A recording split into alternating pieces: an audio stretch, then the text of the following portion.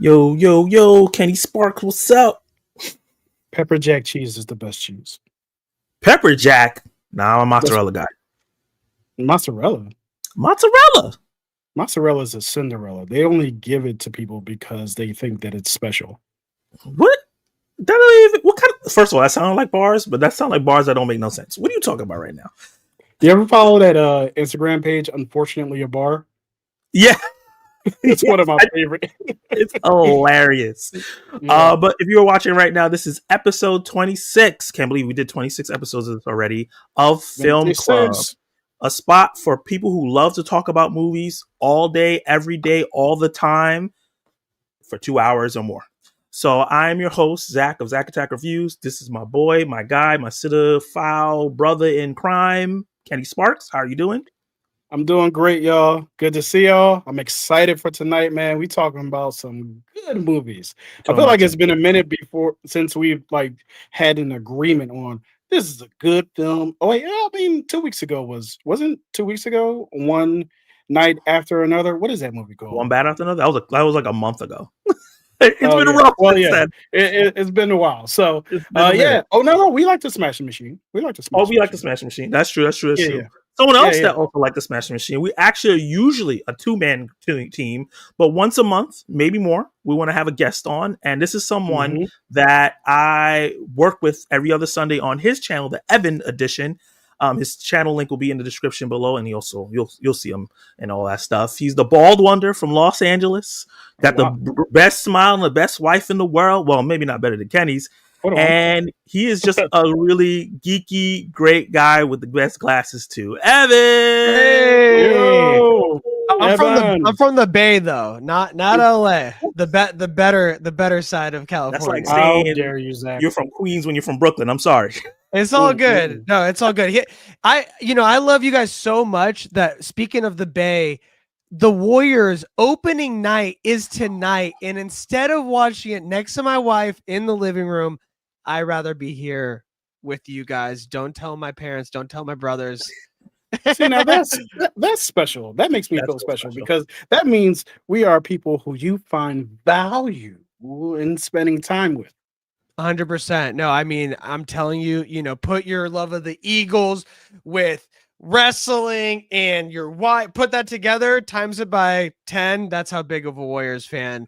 I mean, I me, hear me and that. my wife, random Wednesday night, we're standing up, holding hands, counting down the seconds on like a random, November game that doesn't matter. But yeah, it's what we do. Are you The Bay. dancing like that? There's a lady who's a Warriors fan who's like she always has the sweater on. Dance mom Yeah, or dance like mom. sweater mom or Yeah, something. Yeah. yeah, yeah. She Yeah. looks. If Are we y'all? win, That's hilarious. if we lose, the TV's coming down. Oh no, you're Damn, one of them. that rage. No, That's I do razor. enjoy those videos though. When Gotcha. they That's destroy their awesome. TV. No, I can't do that. When we have a guest on, we want to have a little bit of icebreaker, to break the Uh-huh. ice and everything. Even though I've been talking to Evan for like 2 months now, I've been on I've done at least 6 Yeah. shows with you. Quick icebreaker, real easy. What is this is for the chat and everybody. What is your second favorite movie of the year? Not your favorite, but your second Oh, favorite movie oh. of the year. I know mine's because I came up with the question, so I automatically go. My second favorite movie of the year is Nezatu. Joe, I'm bugging. That's strong. That's my number one. Sinners is my second favorite Sinners, movie of the year. Okay. Lawrence Report, Warriors play soon. He's with you on there. Lawrence Report Yeah. is up there with the Warriors. CC said, Um, "What's up, my dude?" CC See money. and Book Skirts and Purrs. We were just talking about how it's nice to see you.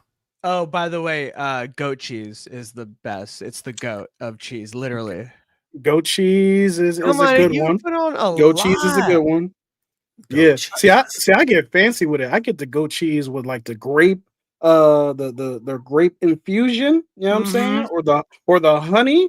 You ever have Yeah. a crepe with the lox, not the lox, with the salmon, right? The crepe, the salmon, the honey, like Oh, the, he's the little fancy. cashew nuts. You know what You're I'm making me saying? so hungry And right the now. crepe, my man. This You is gotta this try it. is some money talk right here. This Yeah, ain't yeah. cheap stuff he's talking right here.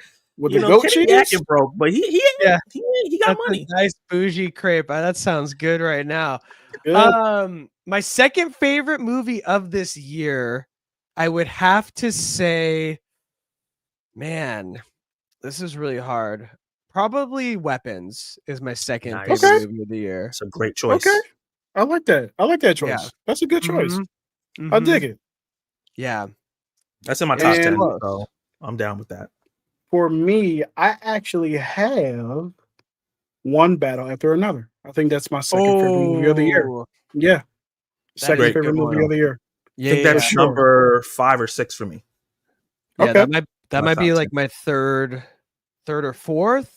Like Yeah. with Smashing Machine, probably break that top 10 just because it was one of the best performances by The Rock you'll ever see ever Yeah. again. I agree. CC said Nezatu is number 1 for her as well. Woo, woo. And Weapons Nice. is number 2. Oh, we got the See, same. see. See? Nice, great minds. CC's on the wavelength. Okay, let's talk about the rundown for what we're talking about tonight. So we're going to be talking about our last 4 watch movies.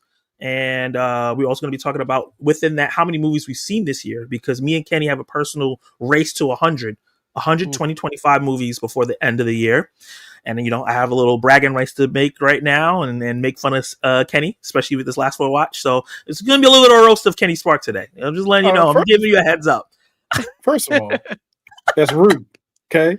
I feel like I've mentioned the fact that you've been rude for like the last one thing you have to know 26 about me- episodes. 26. That's crazy. Maybe 14. One thing you gotta know: if I don't make fun of you, that means I probably don't like you. So Yeah. this is I'll all give- love. That's like family, That's what family Yeah. does, right? Yeah. Like I can make fun of True you, but no that. one else can. Somebody say something You about gotta- Kenny or Evan, I'm on their throat. Yeah. So we're also if you going to be ain't talking if about. you ain't getting ribbed at Thanksgiving, that your family doesn't love you. They don't care about That's you. true. They didn't think about you when you're not around. That's crazy. I'm waiting on my roast. I'm like, okay, November's coming. Who am I gonna get? Uncle Dean? No. I was Speaking about roasting, we're also going to be talking about After the Hunt. We're going to be talking. Me and Kenny are going to try to figure out how we feel about this movie, because I'm still like back and forth with it. And we're also going to talk about why Evan didn't go see it and its Oscar chances.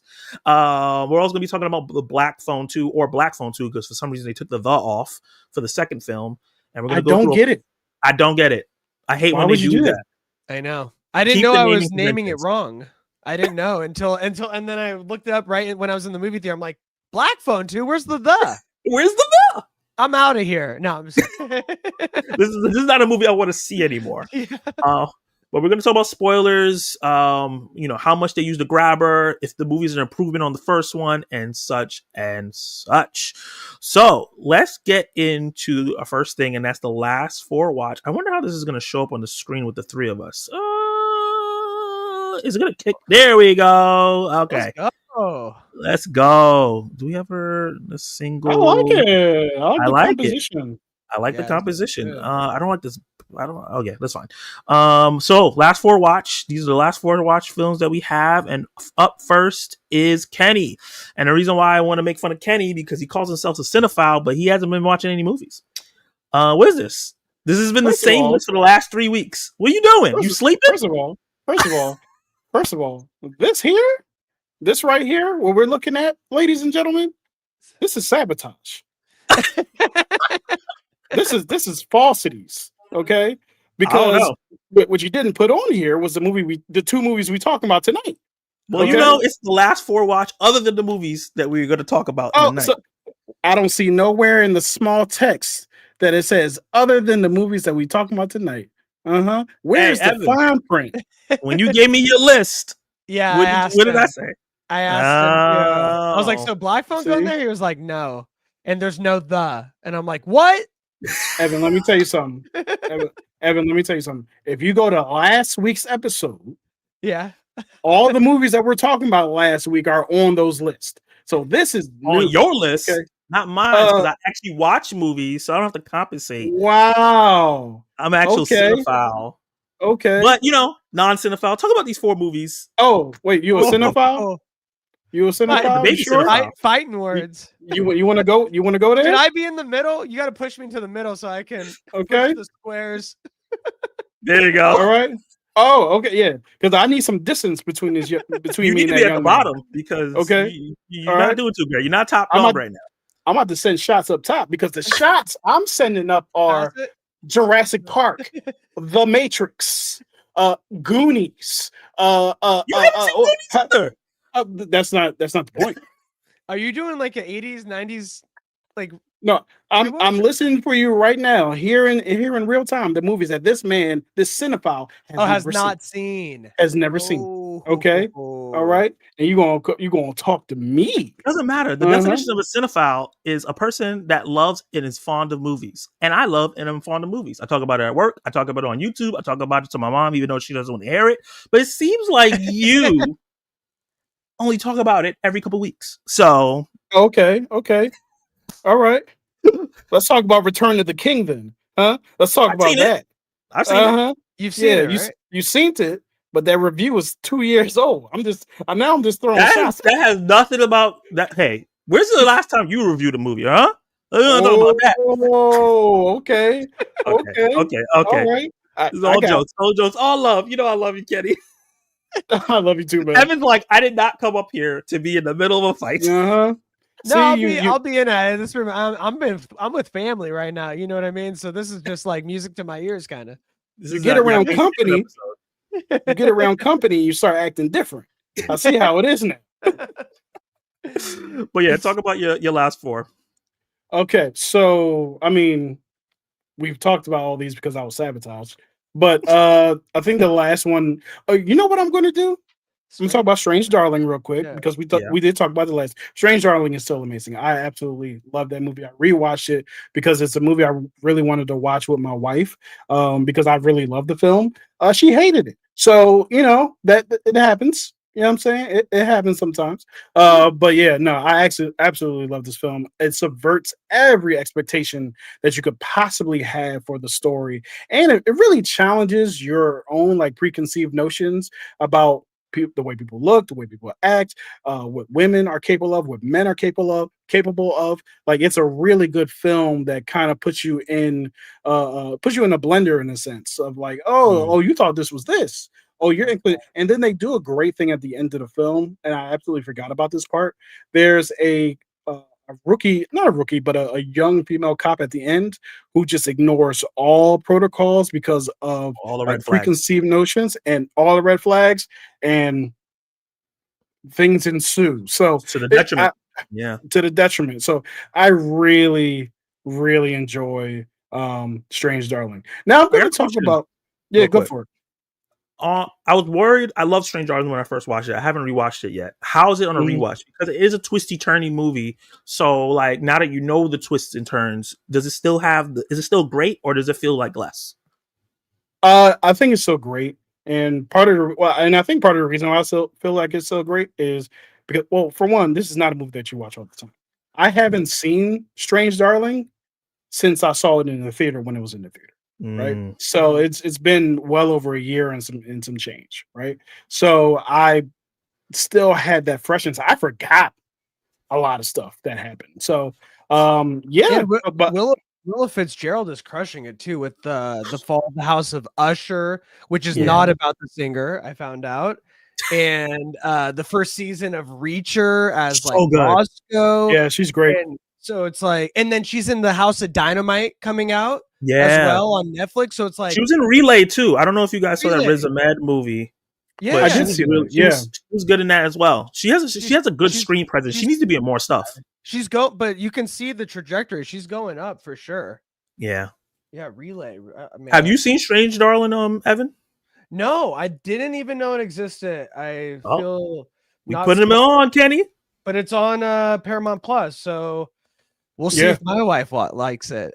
But if you get me in trouble, no, I'm just no, you should be good. But yeah, no, I want to talk about two movies that are not on this list because honestly, I haven't finished them. So the first one I want to talk about is Skinamarink, and so I do not know if I'm going to finish Skinamarink. I told you not to watch that movie. Listen, if you don't want to sleep anymore, then you should definitely finish it because that thing is scary, bro. So the funny thing, I started watching it at like 2:00 in the morning, and I was like, you know what? Maybe I shouldn't because it was creepy. It was creepy, but I felt like it kept teasing me, like, oh, something's going to happen. But I think the analogy I used with it was like, have you ever like been on a like Zillow or something like that where you're looking for an apartment or a house and you look at the pictures and it's like they don't even want to sell the house because it's all of like terrible angles of the wall and the ceiling and it's not really showing you anything. You're like, wait, do you want me to see the kitchen? Because right now all I'm looking at is the cabinets. What am I supposed to take from that? And that's what my experience was like watching. I'm like, okay, what room are we in? Pandemic was happening. Like it was like I didn't know what was going on, and I started to get that same feeling I got when I saw the TV glow when I was just like, Yeah. do something Yeah. today. Today. While I'm watching this now. So yeah. And the other one was also a horror movie, which was VHS, the newest one. Oh, I need to watch that. I watched the first story at like 2:00 in the morning. And then I was like, you know what? I don't think I should be watching this at this time. And I just never went back because starting a scary movie at 2 a.m. is some crazy work. Yeah. I needed something. Our guy recommended it. And I was like, okay, cool. You know what? I'll give it a shot. And yeah, no more shots at 2 a.m. I should just go to bed. So yeah, that's me. That's my last 4. Zach. All right. We don't put unfinished films on the list, so that's why they're not here. Mm-hmm.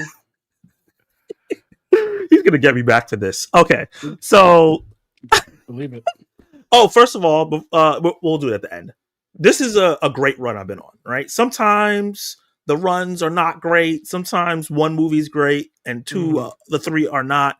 This is a great run I've been on, and it's funny because Black Phone's on here, so you would think that as much shit I've talked about Black Phone for the last 2 years or 3 years now, it wouldn't be on here. Yeah. But Marshmallow, I literally just watched this today. It's a very low budget indie horror film that's on Prime Video for $2 rent. So I was like, that's nothing.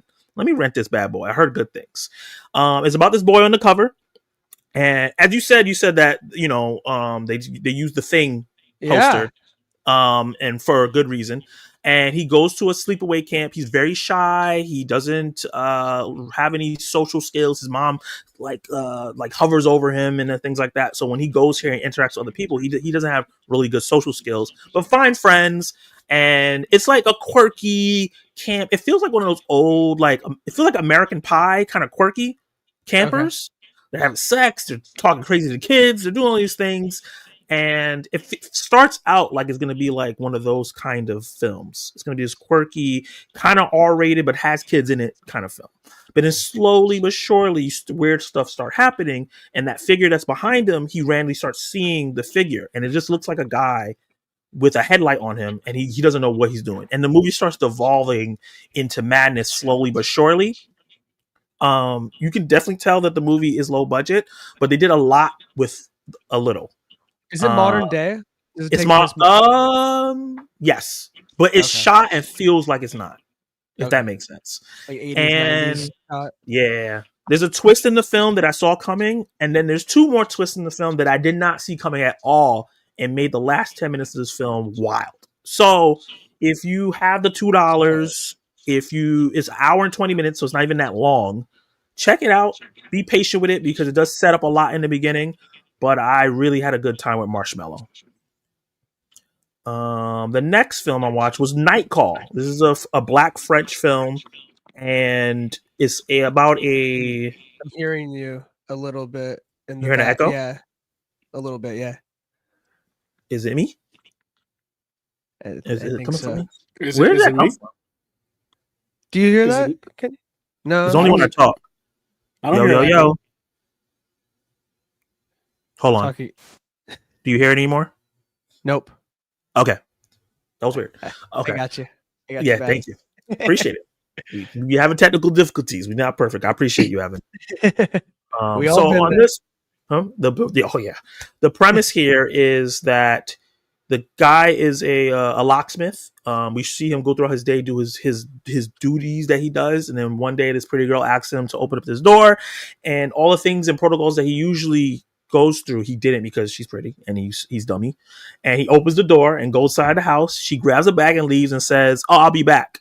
and she doesn't come back, and some big dude comes in thinking that he broke into the house, and it ends up being like a drug lord or something like that, and it gets him into this long night of chaos. And when I tell you that 90% of this movie had me clenched and like, oh my god, what's about to happen to this innocent man, because he just kept getting deeper and deeper into the situation because of this girl. And the action sequences were really, really strong.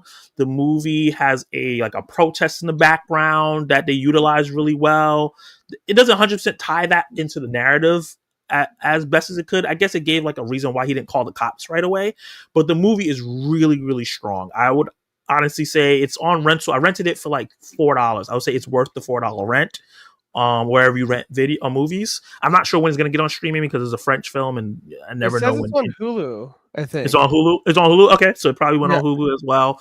It's a really, really good film. None of the actors I know, but I had a great time watching it. I kind of wish I watched it on my TV instead of my phone because it actually looks really great as well. And then the Black Phone. I rewatched the Black Phone because I wanted to watch it again, start my memory up for Black Phone 2. Mm-hmm. And the first time I rated this movie, it was like a 2 stars on Letterboxd, and it bumped up a star on Letterboxd. A full star? One full star. I ended up liking the parts that I liked the first time I watched it. I liked it a lot more. The parts that I didn't like the first time didn't get better.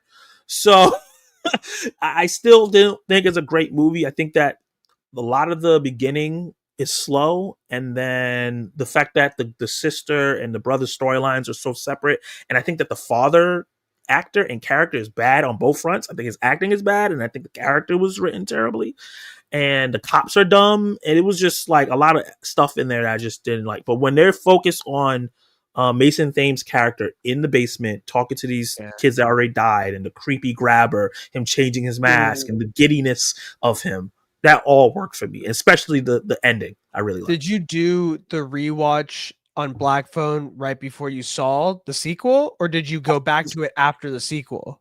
No, I watched it the same day. So I watched it the day, like a couple hours before I went to go see Black Phone 2. You like doing that, huh? Like getting your mindset of like what came before, like with Tron, saw Legacy right before Ares, just to like get used to, jog your memory or see it, right? Because you didn't or just in case they reference something from the old movies and I don't miss it. Because in Tron Ares, if I would have watched Tron Ares without watching Tron Legacy and Tron, the original Tron, I don't think I would like that movie as much. I don't think that movie holds up just on its own because it references so much that happened in the past. That's good to know. Yeah. So yeah, I definitely enjoyed it a lot more, and I ended up enjoying watching Tron and Tron Legacy anyway, so it worked out. And then the last film is probably the best film out of all these, and this is Cloud. So this movie is a Korean action thriller film, and it is about a reseller, someone that buys stuff in bulk. We know this. People who do this with PS5s and Jordans and figurines and stuff like that.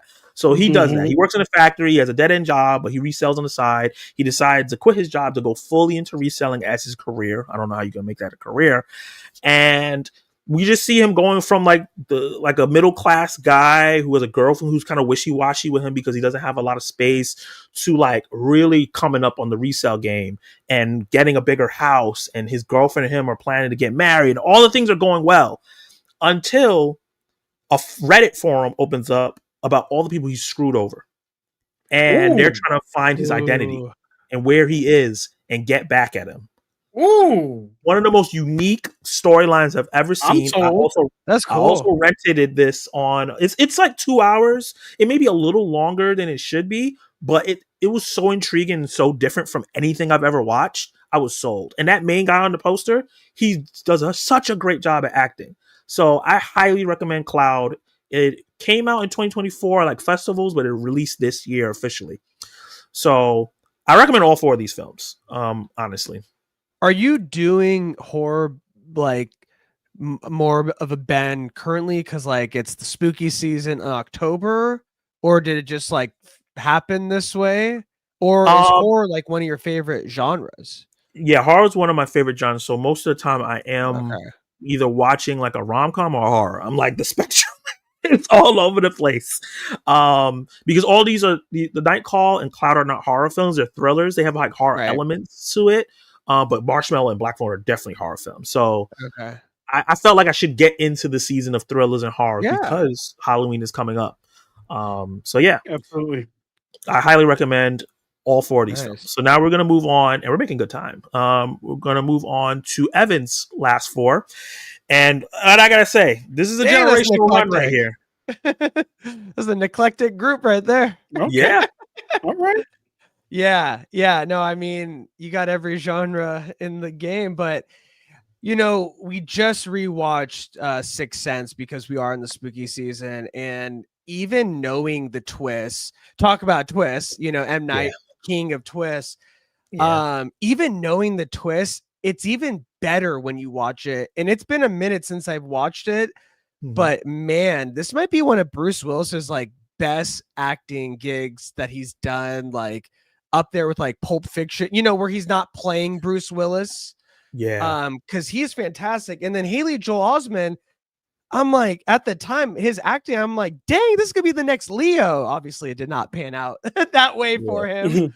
But man, it's just such a good movie. And you can even like when you go back, you're like, oh, it makes so much sense that like, oh, spoiler, you guys, 28, 6 years later, that he's dead, you know, and like the way that M. Night played it, and it's so awesome because the dude is a 29-year-old director coming out the gate with Sixth Sense and just crushing it. Yeah. So it's just like, it was such a great rewatch, and we had a great time. And then The Substance, I never got to see in theater. So my wife and I watched it, and man, dude, Demi was fantastic in it. She was really good. Like, I didn't love it as much as I think a lot of, cinephiles that I know, they really enjoyed it. Yeah. But I loved a lot of aspects of it. Pretty much like the director, Coralie Fargo. Fargo. Okay. Yeah. She should do another Fargo.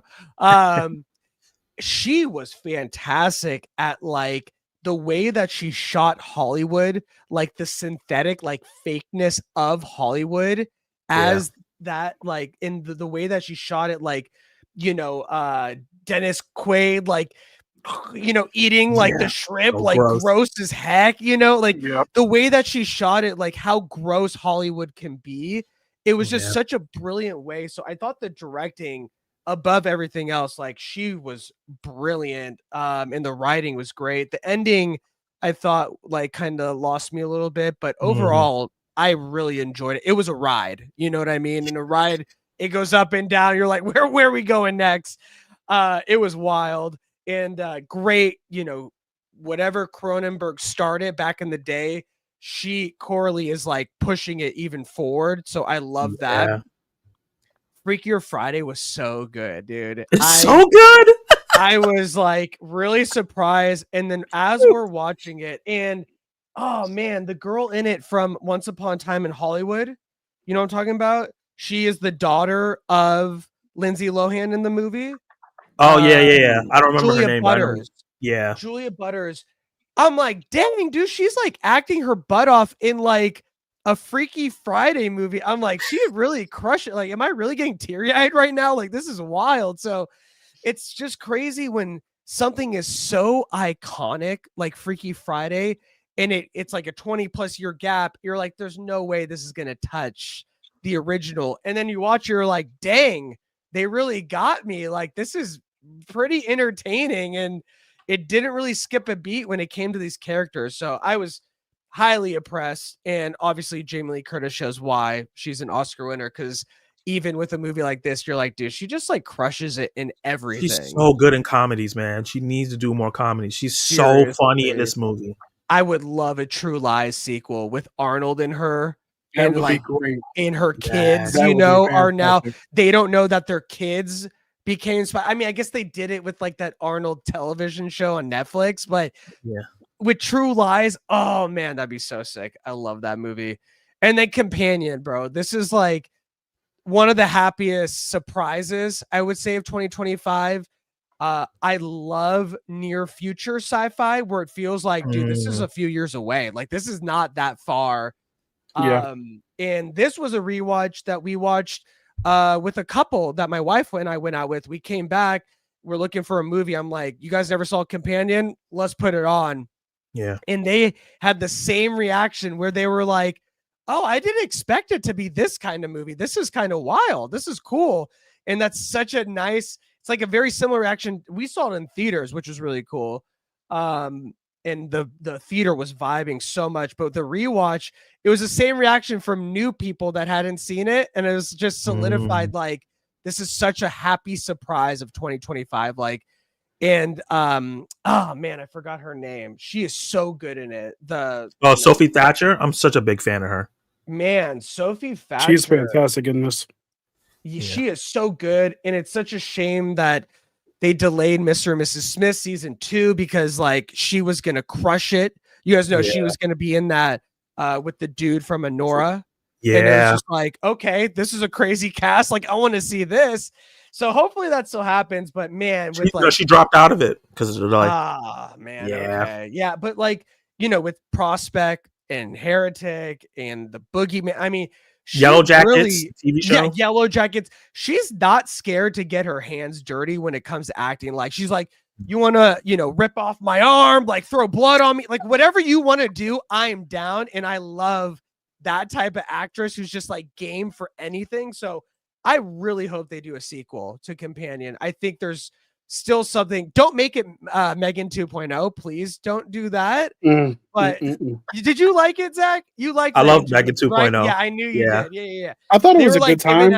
They were giving out the popcorn buckets for free when I went to the movie like a month Oh, later. cool. I'm like, dang, you guys really just throwing them under the bus. But no, I think they should make a sequel. So yeah, that's my last 4, and then Black Phone, which I can't put on there yet. Yeah, we're gonna be talking about it very soon. Kevin, thank you. You made really good time on that. Oh, it didn't do the thing I thought it was gonna do. There we go. We're back. So I dropped the poll in the beginning of the episode, and I asked how everyone in the chat was feeling, and the options were feeling like Captain Planet, ready for spooky season, no tyrants because you're on that no tyrant shit, and whelmed. And 56% of the chat is feeling ready for spooky season. They want scary shit. Let's go, Earth. That was the next Captain poll. Planet. I was on my way. Is, who had the best 4 watches? So we're gonna find that out right now. I'm gonna put that on. That. So while I do that, Kenny, me and you, every year we try to race to 100 movies by the end of the year for 2025. How many movies have you seen? None of your business. Okay. I'm at 80. You're at 80. Yep. Gotcha. And out of those 80, what was the biggest surprise for you this year? Biggest surprise for me, I was about to say one that was absolutely not a surprise, but I'm still appalled by it. But let's see. So biggest surprise for me. Boy, that's a good question because surprise for me is like you knew it was coming, you didn't know what to expect, and bam, it's great. So yeah, I don't know because I feel like most of the ones that I expected to be good, in fact, were. But yeah, I'm still looking here.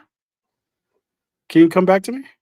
Yeah, Ivan. How many movies have you seen this year, and what would you say is the biggest surprise?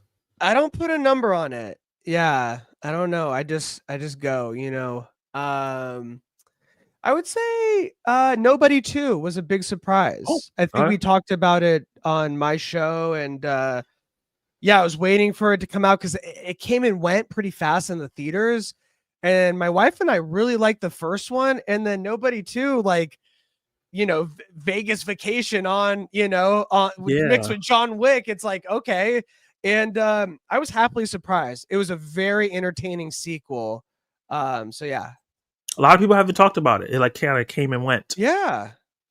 Yeah, and I love. And I feel Bob like Odenkirk, man. Something else came out that weekend. Kind of reason why they did that. Yeah, I think you're right. That always happens with the smaller films. They just get overshadowed. Yeah, I don't know. It's like what, Jurassic or something. Something probably like Jurassic World. Yeah, Rebirth. Yep. Yeah. Stacey Akers of the movie says Sophie Thatcher for Jane Jetson because they just casted Jim Carrey in the Jetsons movie. Is Jane a daughter or the wife?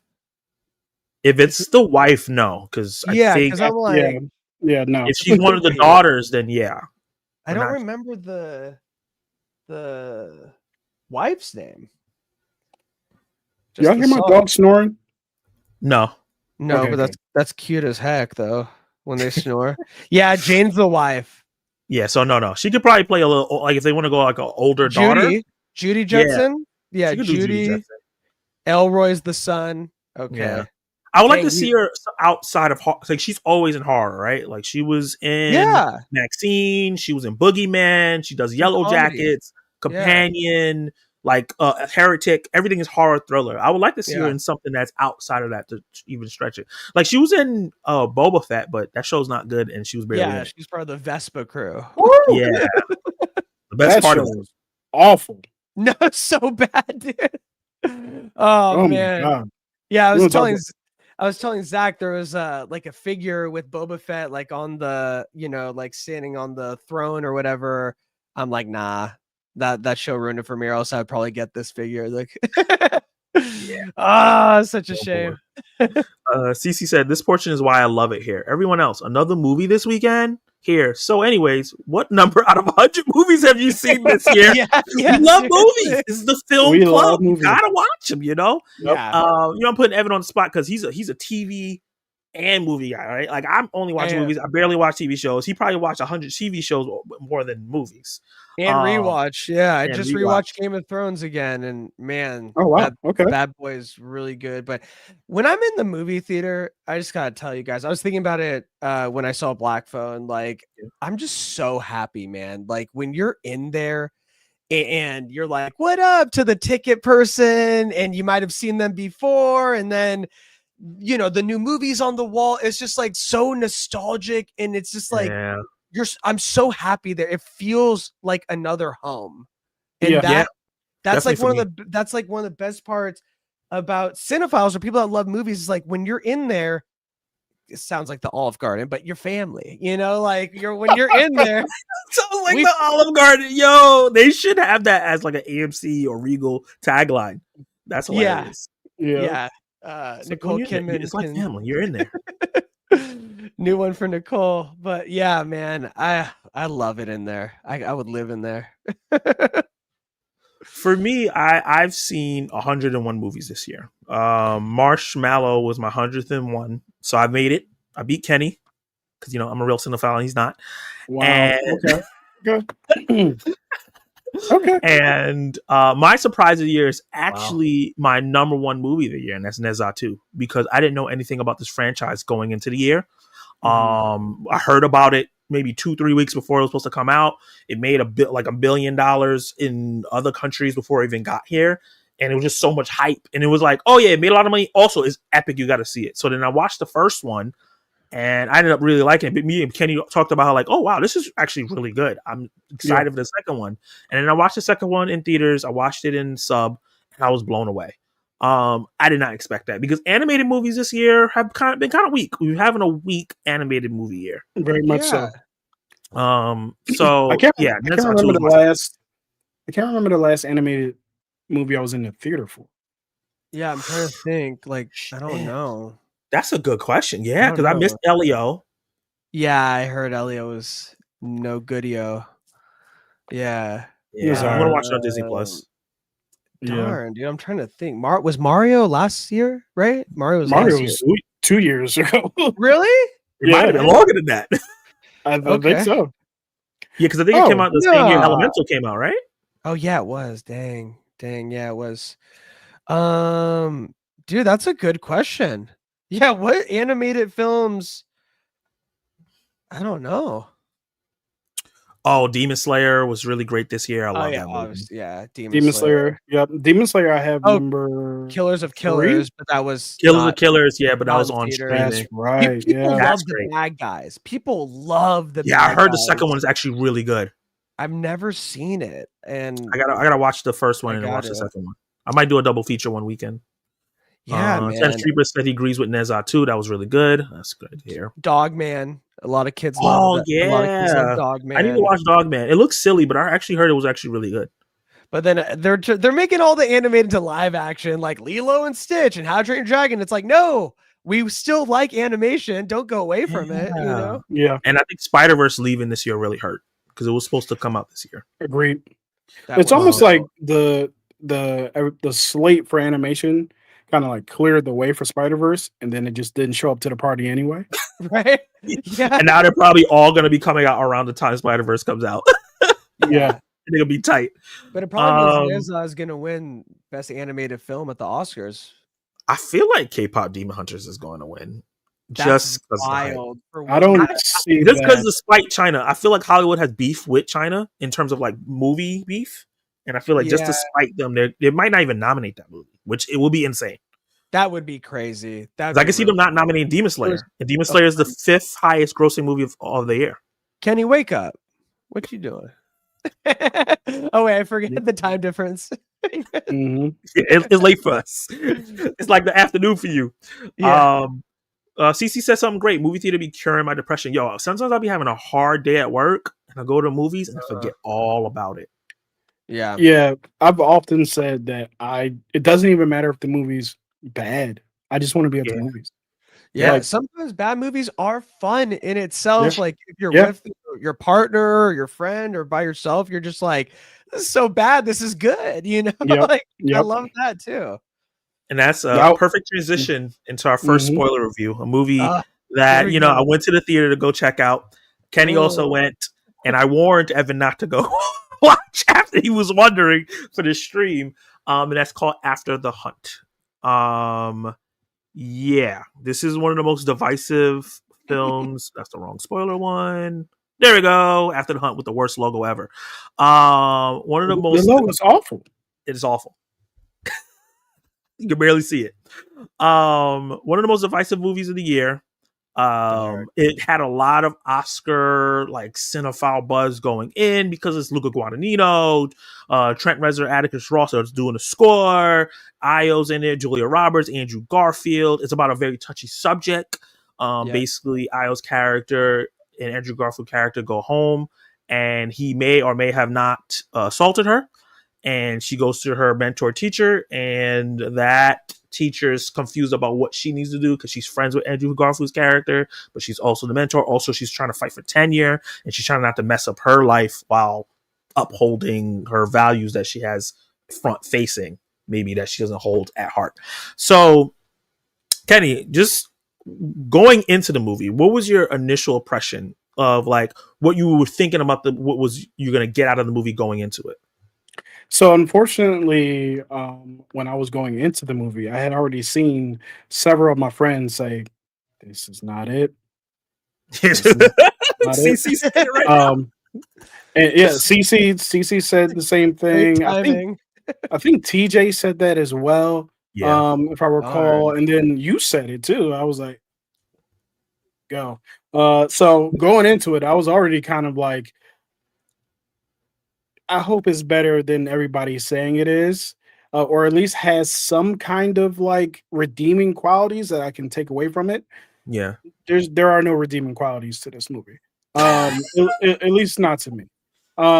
It literally inspired a post that I put on Threads where I said, you can agree with the message and the morals of everything a movie is saying, and it still be a bad movie. Like there's no like quality here to support the messages that they were trying to say. And to be honest with you, I don't even know if I agree with the messages that it was trying to I was going to say propagate, but I don't even know if that's the right word for that. The movie it was trying to perpetuate. Mm-hmm. Yeah, there we go. We go and get a P word in here. So yeah, like I left the theater. Well, actually, in the middle of the theater, you know, it was bad when I started messaging Zach and my friends during the movie. I was like, "Yo, what is this person doing?" So I left the theater kind of feeling like a little depressed because I was like, "This is bad." Like one of my biggest pet peeves with film is when there's a good trailer and the movie's terrible. Yeah. And I felt like After the Hunt had a pretty good trailer, and then it did not live up. Zach, what about you? So initially going in, I was mixed, right? Because Luca Guadagnino, I wouldn't say I'm a fan of his stuff, but I like that he tries different things. Like I love Challengers, right? Challengers was one of the best movies that year. I was mixed on Queer, but Queer was one of those movies where I was like, oh, this is not great. But then like the more I thought about it, the more I liked it. And now I'm like buy it so I can rewatch it. And then After the Hunt, I was like, okay, this looks pretentious. It looks like it's going to be pretty straightforward. And it looks like it's one of those movies where you have a bunch of famous actors in it, and it's the actual movie's not good. Like we get that almost every year. It's like 2-3 movies with kind of auteur director with a bunch of great actors, and then the movie's a bunch of nothing. Right? Did you see Bones and All? Yeah, I wasn't a fan. I haven't. Yeah, no. it's not good either. He's good very either. Luca. Like, isn't that? Yeah. He's like that. Roller coaster. Which I'm fine with because I'm glad he's not like just doing the same thing over and over and over.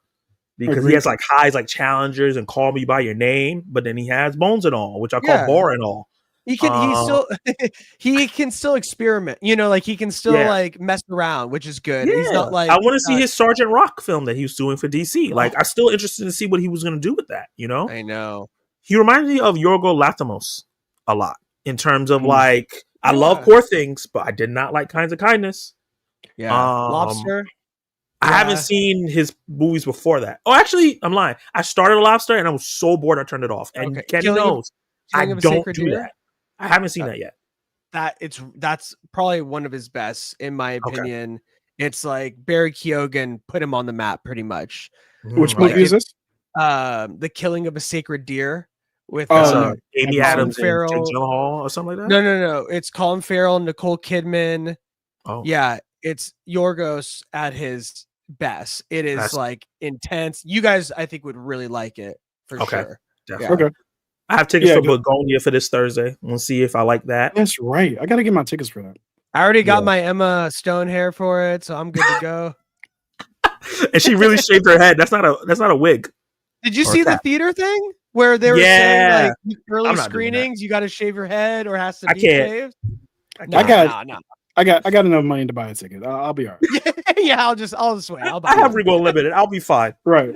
But so when I was going in, I was kind of like, because I also saw the bad reactions. I saw CC, I saw TJ, I saw other people be mixed. I've seen some 5-star reviews. I've seen some half-star reviews. So I was like, oh, this is all over the place. But I like when movies are like that because then I can go in with no expectations and just make the movie wash over me, right? So that was kind of what my expectations going in. Going out of it after watching it, this is a frustrating movie to watch. I think I like it more than Kenny does, but I'm not buying that much. It's not a great film.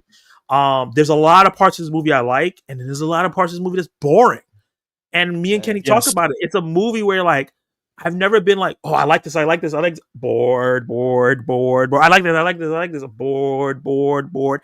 And it's like 2 hours and 20 minutes. Does not need to be that long. The narrative does not support the length of that. There's no standout performance in terms of like, oh my God, this was amazing performance.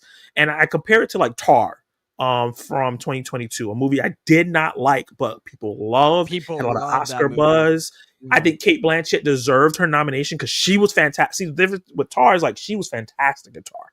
One of the best performances of that year. So it was like, at least I saw one of the best performances of the year in a movie that bored the shit out of me.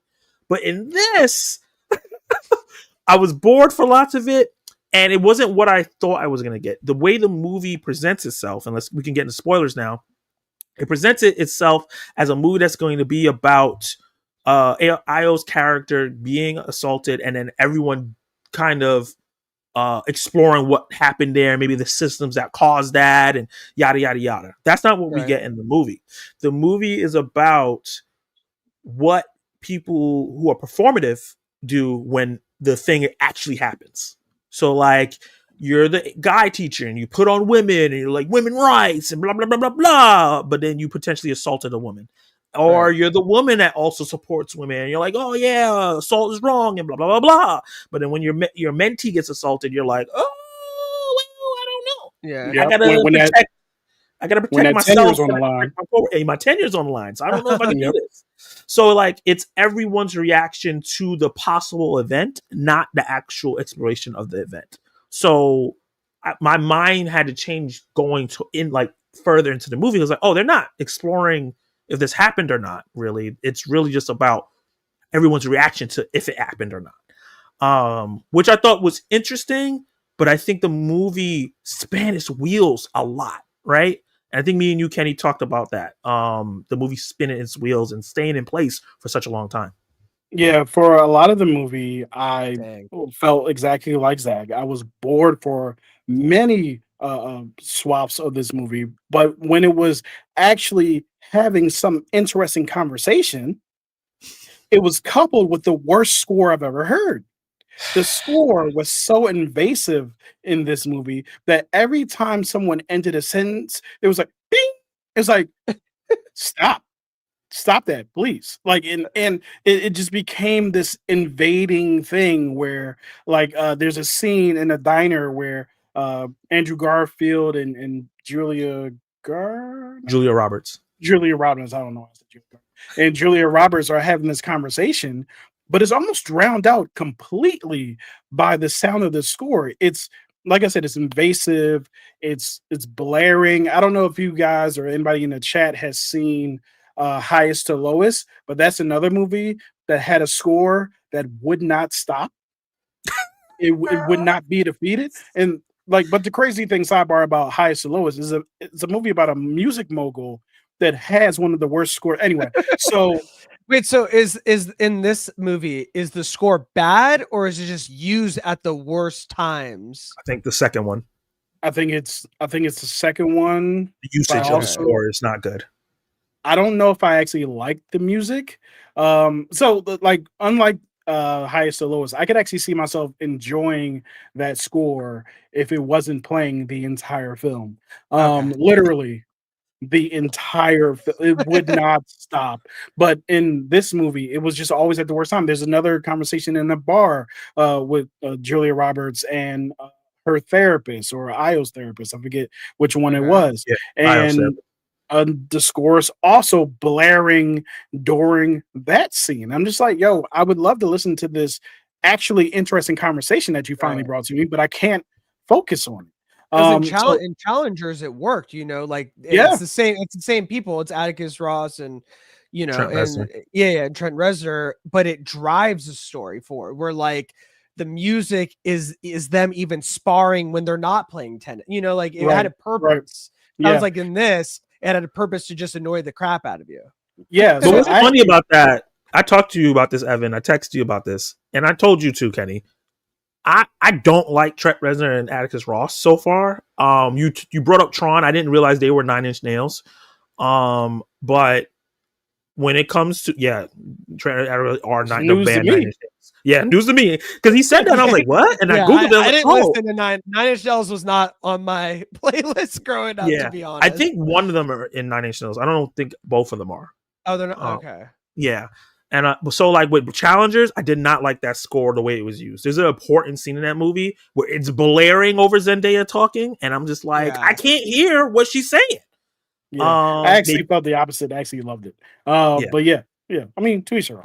Yeah. But I think besides the blaring score and not being able to hear the dialogue and it being boring at points, I also just came away thinking about I don't even call it a message, but a lot of the things that the characters did in the movie that was just kind of like, am I supposed to care about this person? Like, am I supposed to like actually be invested in this character?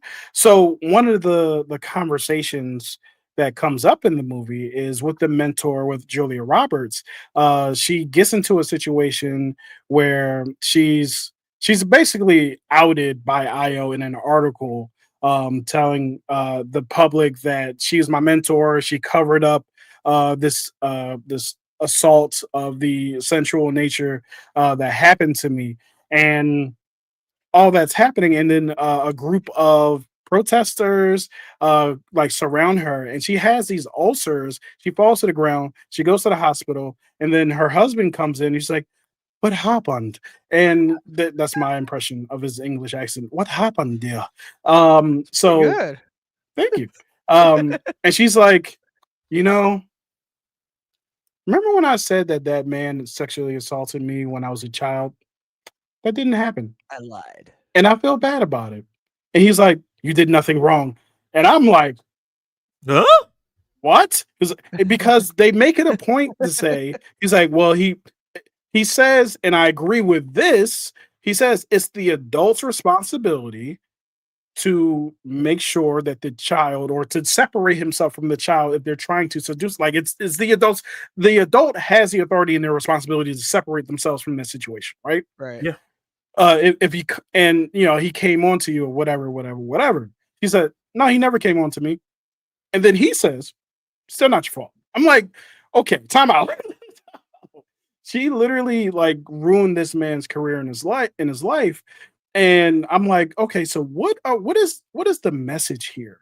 Right. Because, and I'll let you go after this, Zach. It follows it up by going to I want to say a flashback, a time jump, a 5-year time jump after that scene, to where Io and Julie Roberts' character meet for the first time in like 5 years, and they talk about how they wrote books and all these different kinds of things that they profited off the situation that happened. And I'm just like, and they're also smiling with each other, hugging. Oh, you turned that into a good thing for yourself, didn't you?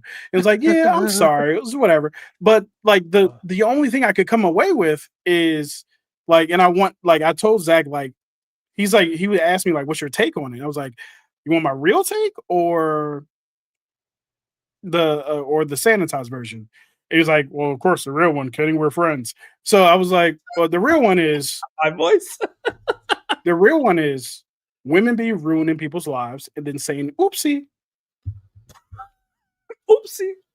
oh, I'm just a girl. How can you blame me? Now, here's what I'm not saying. There are real victims. There are people who are absolutely like been victimized. There are more unreported sexual assault cases. I didn't want to use the R word. Sexual assault cases than there are not. This happens every day, unfortunately, and it's across the country, and not just also women, too. and not just women either. Yeah. So I want to share that personal story. So like all kinds of things happen in this way. So that's not me like dismissing it, but it is this issue I had with the attitude of this movie, where it's like, hey, all this stuff is the men's fault, even when it's not your fault. It's the men's fault, and I'm like, what are we doing here? It seems like it was such a sensitive topic that just wasn't handled well. It wasn't handled at all. It wasn't treated well at all. Yeah. Like, just completely brushed over all the things that go with this serious, very relevant today issue. It seemed like he just brushed over it, is what I'm getting. Like it was a nothing burger. From what I'm hearing when I researched this is supposed to be a satirical drama, right? So it's supposed to be satirical. Where was the satire? That's the problem with the movie. Is that it's supposed to be a satirical drama where it's showing all these people who are supposed to be performative and how they actually act when stuff gets serious. Which we did get that, but I don't think they dive deep enough into that, because we're worrying about Julia Roberts' ulcers. We're worried about Io Ireby's girlfriend who has nothing to do with the plot. We're worrying about Andrew Garfield, who disappears throughout the movie, and we don't know what he's doing, why is he doing it, and what his repercussions for the thing that he may or may have not done. Yeah, he was accused of this thing. Yeah. And then he disappears for the rest of the movie, shows back up in Julia Roberts' apartment, and he's like, do you believe me? He's like, and then almost did it again. Maybe. And then almost did it again. Jesus. Yeah. So you didn't help your case with the audience. No. When I saw that, I was like, oh, he did do it. Yeah. Right. I do have a question for you, Zach. I'm sorry. Let me go ask something real quick. Go for it. What made you not want to watch this movie at all? Man, I was like you guys. I was really excited after that first trailer. I'm like, oh, here we go. Like, this is important topic that needs to be covered, and these are the actors that could do it. Andrew Garfield is just one of the best doing it right now. And then to see, Ayo's trajectory after the bear is just like, wow, like the cast is there, Luca's there, has something to say. And then I think, what was it, Sundance or Venice? It might have been Venice. It started to come out more like, this might not be the movie like that people thought it was. Yeah. And then, like you said, just like friends tell me like that it was not good. I'm like, all right, like, I don't know. I've been a little bit more selective, I would say, with like movies I'm going to spend money on. You know what I mean? And like Black Phone, like I really like the first one, and also a horror movie like this in theaters with people around you, like the gaffs and stuff, like that's the best part. In this, it's like, well, I'm hearing it's not good, and then on top of that, like it's not a movie that you go to the theater for to be like, oh man, can you believe that happened? So it's just like, so I don't know. I mean, I still maybe give it a chance, like when it comes out, on streaming, which will happen very quickly because people don't like it. But you guys were saying the biggest surprise in your list. This sounds like it is the biggest disappointment on your list because of the people that were on this project and how promising it was to the results that you got. It seemed like, I'm shaking my head here listening to it because I'm like, dang, you had Julia back in the game. You had Andrew, you have Ayo, you have Luca. You have the dude that he always uses, who's great, Michael Stuhlbarg. And so it's like you had it all there and you still crap the bed. So I don't know. It just the disappointment is what's really sad because you had the pieces, you just didn't put it together at all. And I think with me is like, I would say still, if you haven't watched the movie, don't go run the theater, but do check it out when it gets to streaming. Okay. Only because see for yourself. I always say that no matter what our review is. The only movie I've ever said don't watch is Honey Don't. I tell people don't watch that movie. It's some bullshit. That's another disappointment. Would you say, based on the people in that project, the people in this project, is After the Hunt more disappointing than Honey Don't? Because it had more potential, or no? Honey Don't. No, right now Honey Don't is my second worst movie of the year on my list. Really? Okay, Honey. Number 99, number 100 out of 101 movies. Dang. What pissed me off about that is like half the movie is leading to something that feels going to be really good, great, and then it just shits the bed so hard. Darn. After the Hunt is just more frustrating. Then like super disappointing. It's like a frustrating watch to a point, even though where like I feel like I might be able to find like a rewatch where I might like it a little bit more, maybe now that I know what I'm going into. Honey Don't, no matter how many rewatches, that movie's gonna be shit. So speaking of that, well, not so shit, but like award season, I have a little a segment here that I like to do is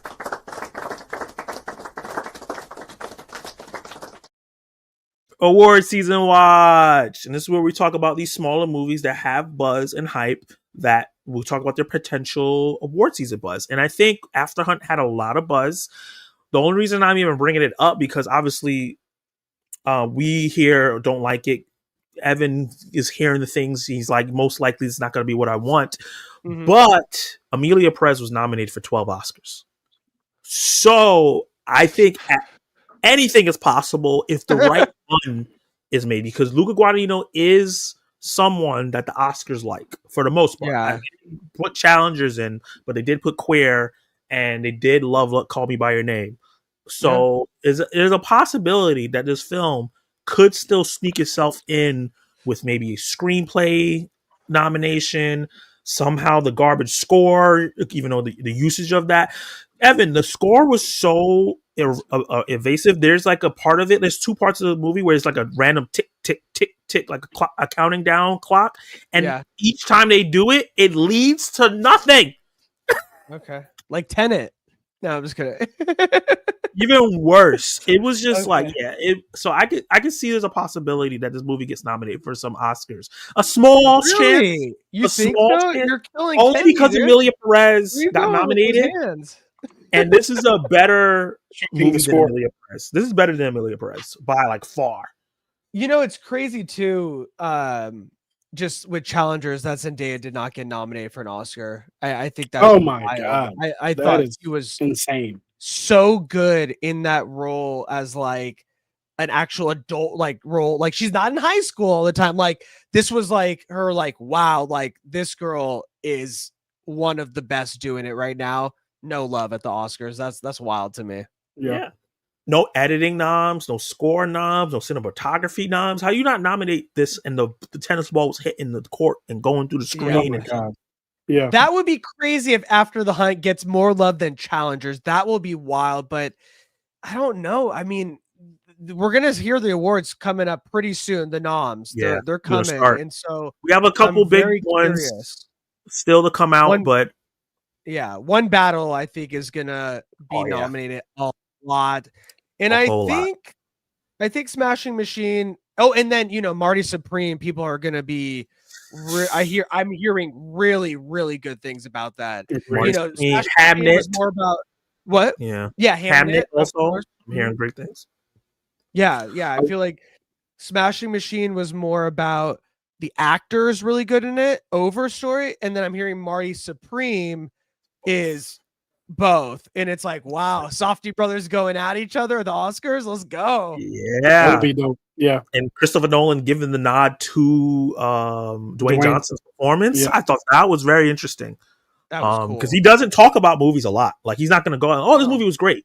So the fact that he went out and did that, and it was funny. I was watching Beyond the Trailer, and she talked about how like it makes sense for Nolan to say that because he's very male centric, and he never does anything from like the female voice. Which I'm like, I notice in his movies he doesn't have a lot of great female characters in his movies.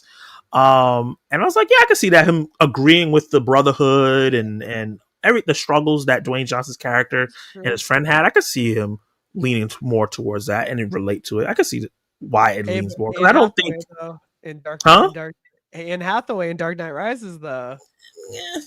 Kind of bad. She was badass. But everything, for the most part, everything she did was for Bruce Wayne. No, he doesn't have leading women in his movies. It's kind of wild. Yeah. Sure. Yeah. All he do is support the man. He's due. He's due for a leading female badass. Even in Odyssey, I could see all the women just being there to support. Jobbers. Yeah. Jobbers is crazy. Because they're all the gods, so they might be killing them. Oh yeah, true. I can't wait for that movie though. That's funny. I'm ready to see Bernthal go full Bernthal. Oh yeah. Always ready for Bernthal. Rick! Odysseus. But Zach, before we wrap this up, I did have two questions for you in regards to this movie.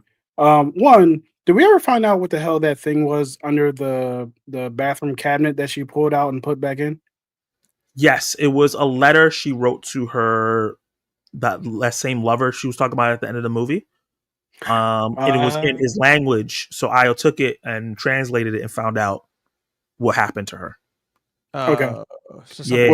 What she said happened to her, or what actually happened? So just for Evan, so Evan's not confused. So in the movie, they're at a dinner party. Io goes to a bathroom and she's being nosy.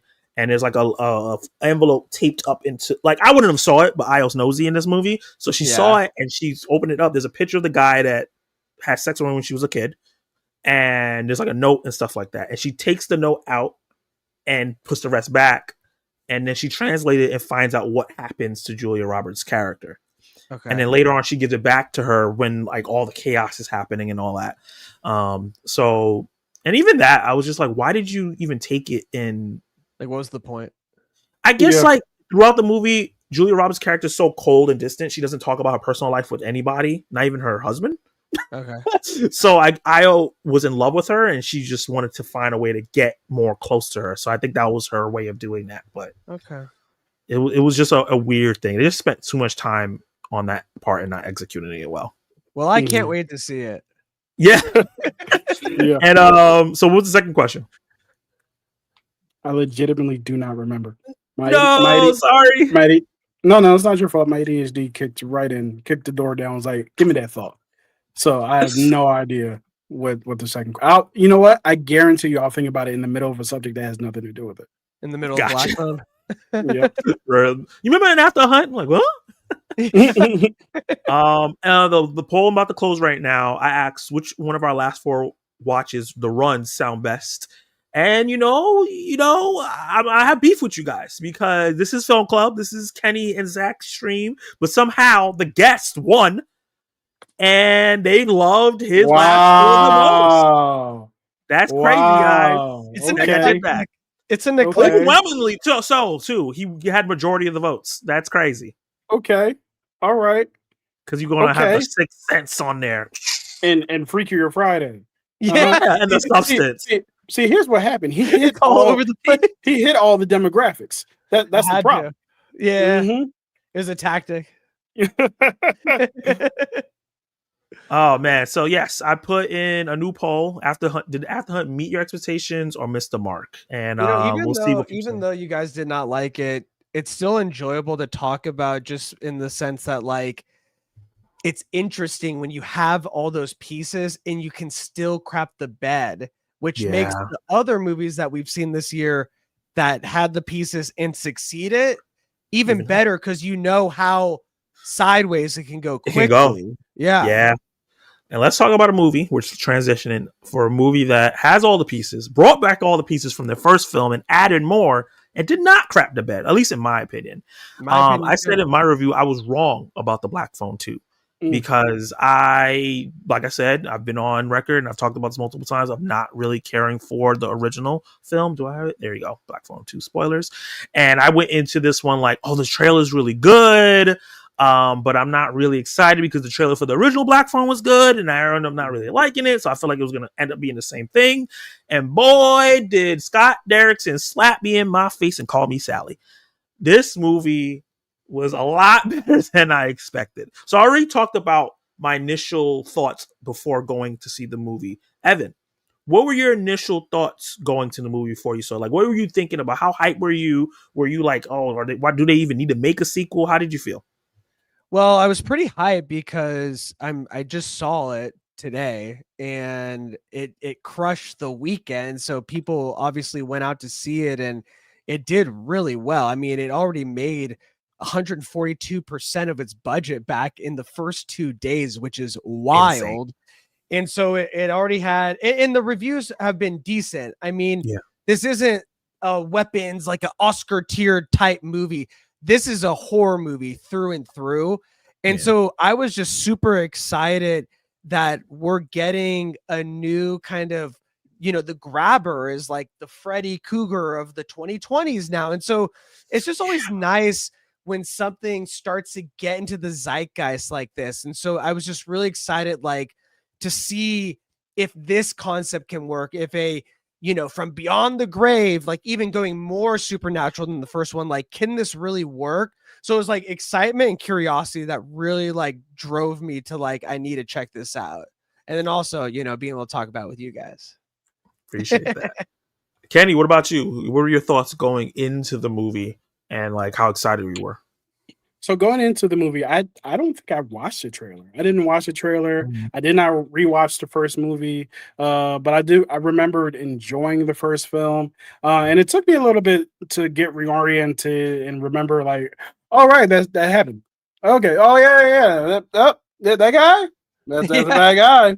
Yeah, I mean, oh, his father wasn't drunk. That's right. Like I spent most of the movie like remembering like what the hell was going on with these characters. As a matter of fact, I want to tell you guys the truth, the God's honest truth. I didn't remember the kid having a sister. So when she's like all prominent in the second movie, I'm like, who's this? What's she doing? I'm right there with you, actually, to be honest. Yeah. She's the one that got the cops to him. No, I started remembering after I was watching it, but at first I'm like, oh yeah, there was a sister, I don't know. It was always about the boy, Right. See, that's the problem. It's always about the boys. Okay. When we going to focus on the women's, huh? When we going to do that, it turns out Black Phone 2. But they're literally called Final Girls. That is a joke. Yep. But yeah, man. So I was excited in a general sense because the vibe coming out of this movie was that it was good. So I was like, oh, okay, let's go into it. And I did have a great time. Yeah. My initial thoughts after watching the movie was like, wow, what a turnaround for me. I went from like, I don't want to hear nothing about the Black Phone. I don't want to hear nothing about this franchise. It's overrated, blah, blah, blah, blah, blah, blah, being the biggest hater in the world. To the point where I'm like, oh, where's Black Phone 3 at? Put it in my veins. I want more. That's the big turnaround from one movie to the next. What could I loved it. It's not the best horror movie of the year. It's not the top 10 of the year or nothing like that. And then movies don't have to be. You could end up loving a film that's 3.5 stars, 4 stars, and you just love it because it just was a good time at the theaters. And this was so good. I cannot stand when people do it.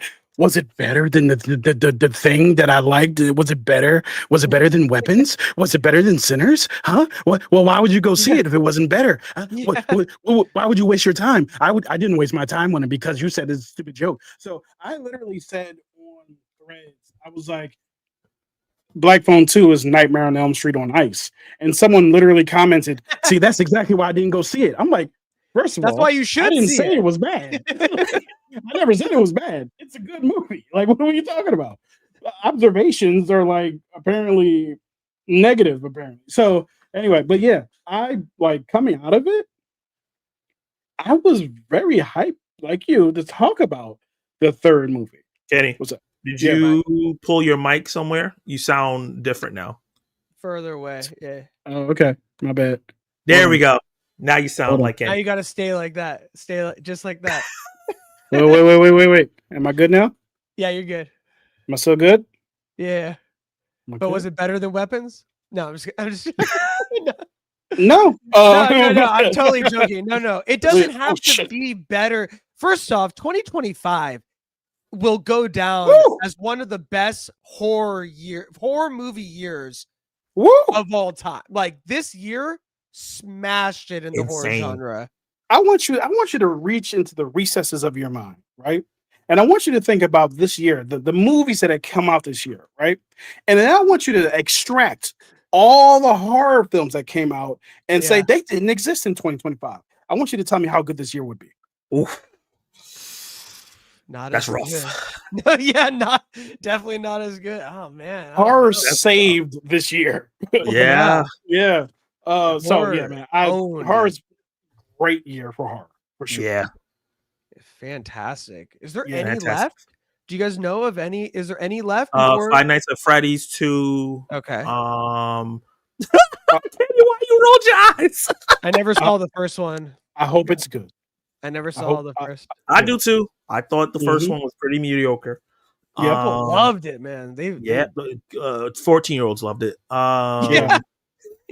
But when it comes to Black Phone 2, I'm gonna just ramble off. I loved the way that they tied up a lot of loose ends from the first film and progressed a lot of the stories from the first film. The mother's death, tying that all into it. It was kind of sprinkled in the first one, but she was more prominent here, and we actually got to see the mom and how it tied into everything because her death affected the whole family.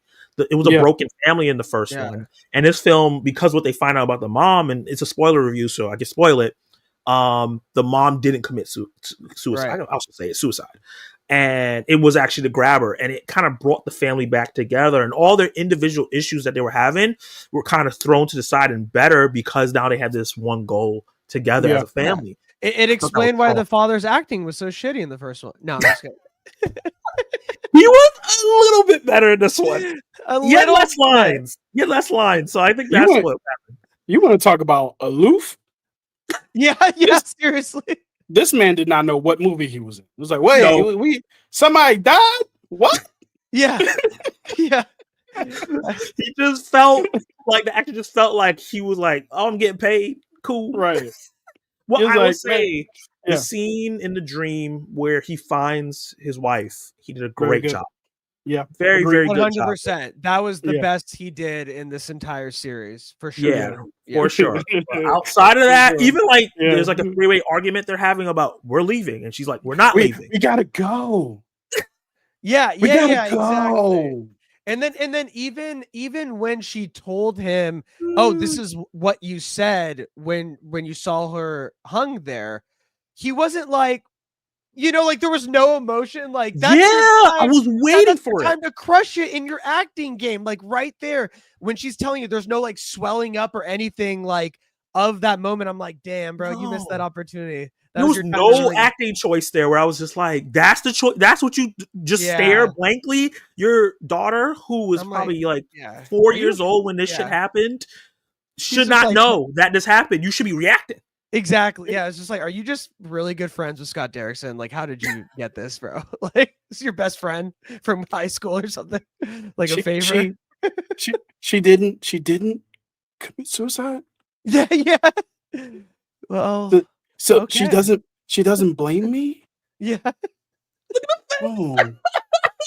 Oh, okay. That's how it felt. But outside of that, can we go home now? Yeah. Ethan Hawke as the grabber once again is great. Oh my god, his voice in The Mask was incredible. Yeah, the mask is so smart. The mask is so smart too that it's two pieces.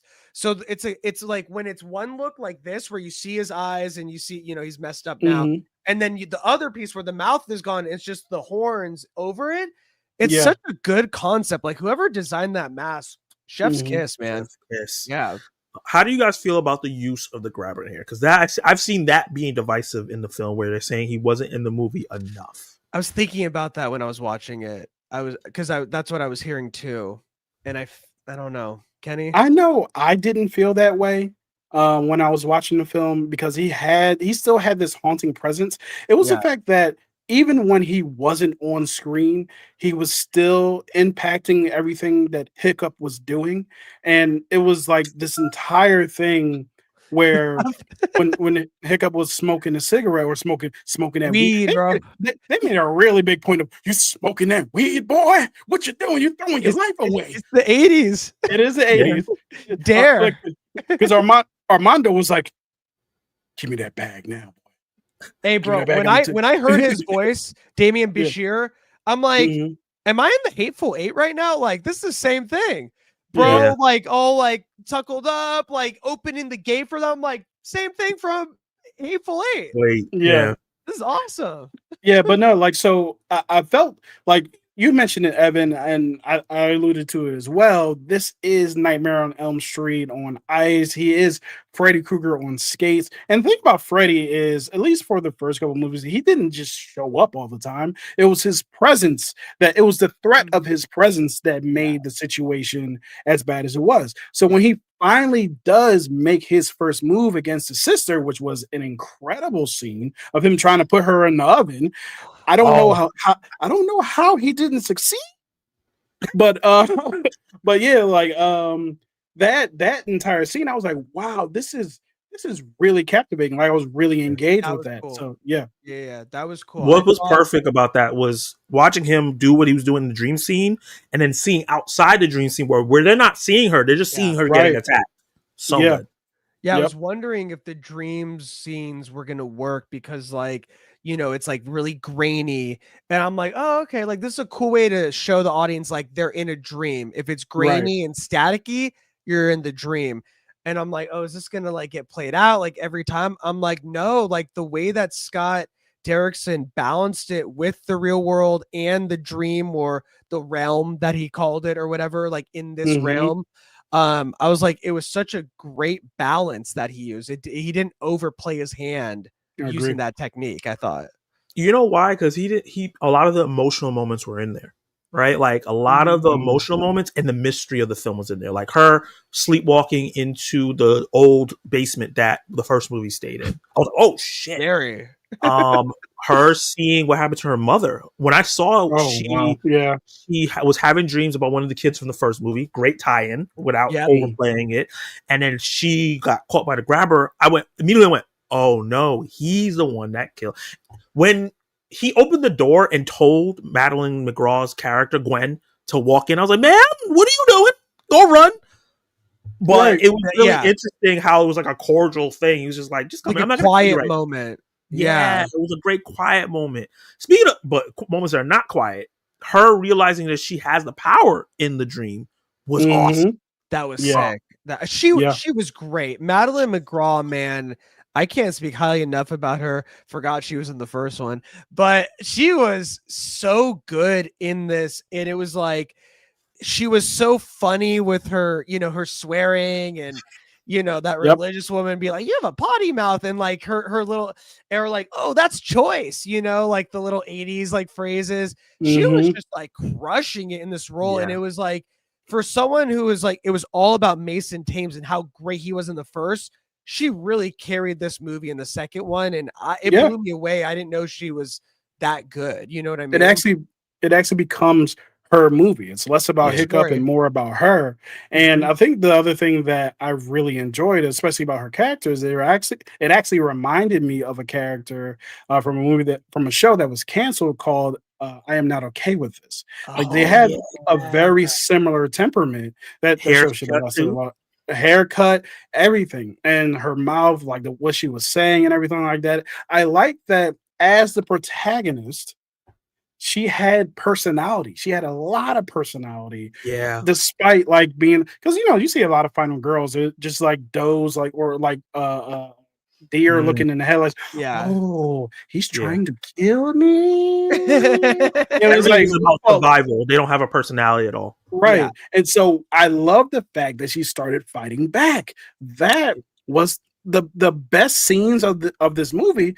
Actually, the movie increasingly gets better as it goes on, which is great. So by the time we get to the ends, when we get to Death on the Lake, Death on the Ice Lake, like that final scene, a lot of final scenes in horror movies, especially when you're coming directly up against the antagonist. Yeah. A lot of them don't deliver.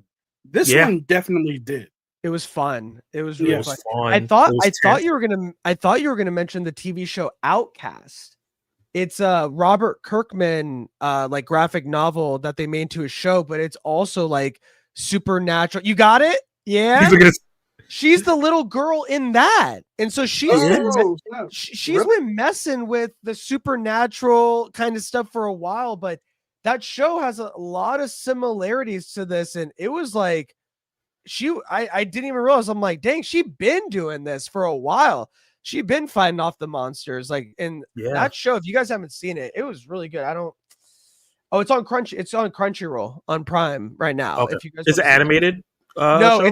No, which is weird. It's not animated. No, it's Outcast. It was on Cinemax. You got it? There we go. Oh, I've seen that cover before. Let's go. Yeah, this is a great, really good. No, this. I didn't know they adapted it. Yeah, it was good. It was on, Cinemax. No one really messed with that back in the day before they merged it in with HBO completely.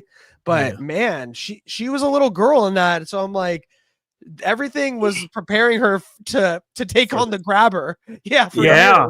One thing I'll say is, because I remember her from the first movie, she had a foul mouth in the first movie as well. That was like a thing that was there, especially when they were interrogating her about why she knew about the balloons in the first one and all that. She was like, well, yeah, you dickheads think I did this? Like, oh shit.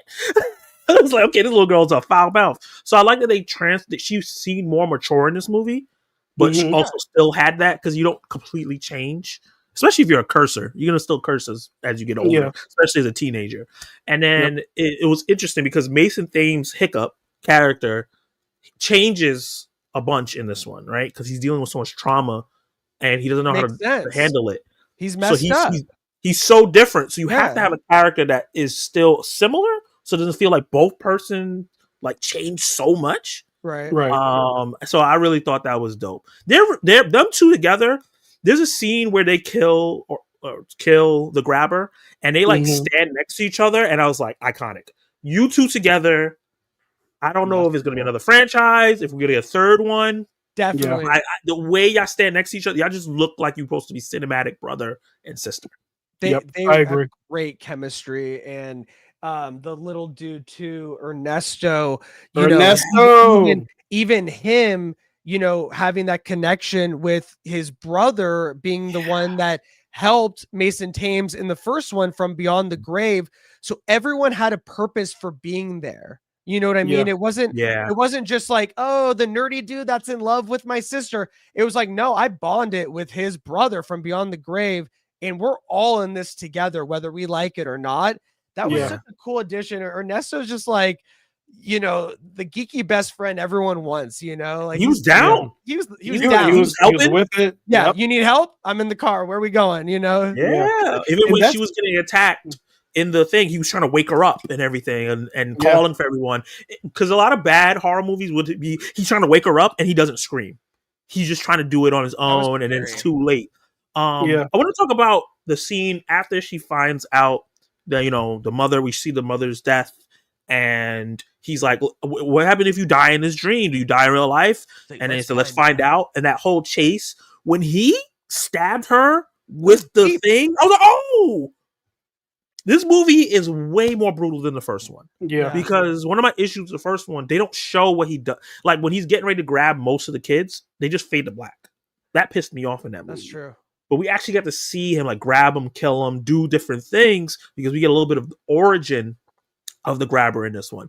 Do you guys wish we got a little bit more of a flashback to his time there? Because they kind of talked about it in the church, which kind of bothered me. It was kind of a tell, not show situation.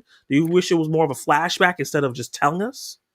I was actually kind of cool with the way that they presented him because honestly, I feel like if they would have done any more than what they had. So you may not have seen the brutality that he committed when he was a child because they were talking about it. But you definitely saw it represented in the kids that they found, right? And the kids that were trying to communicate with them. One of their skulls split in half while they were talking.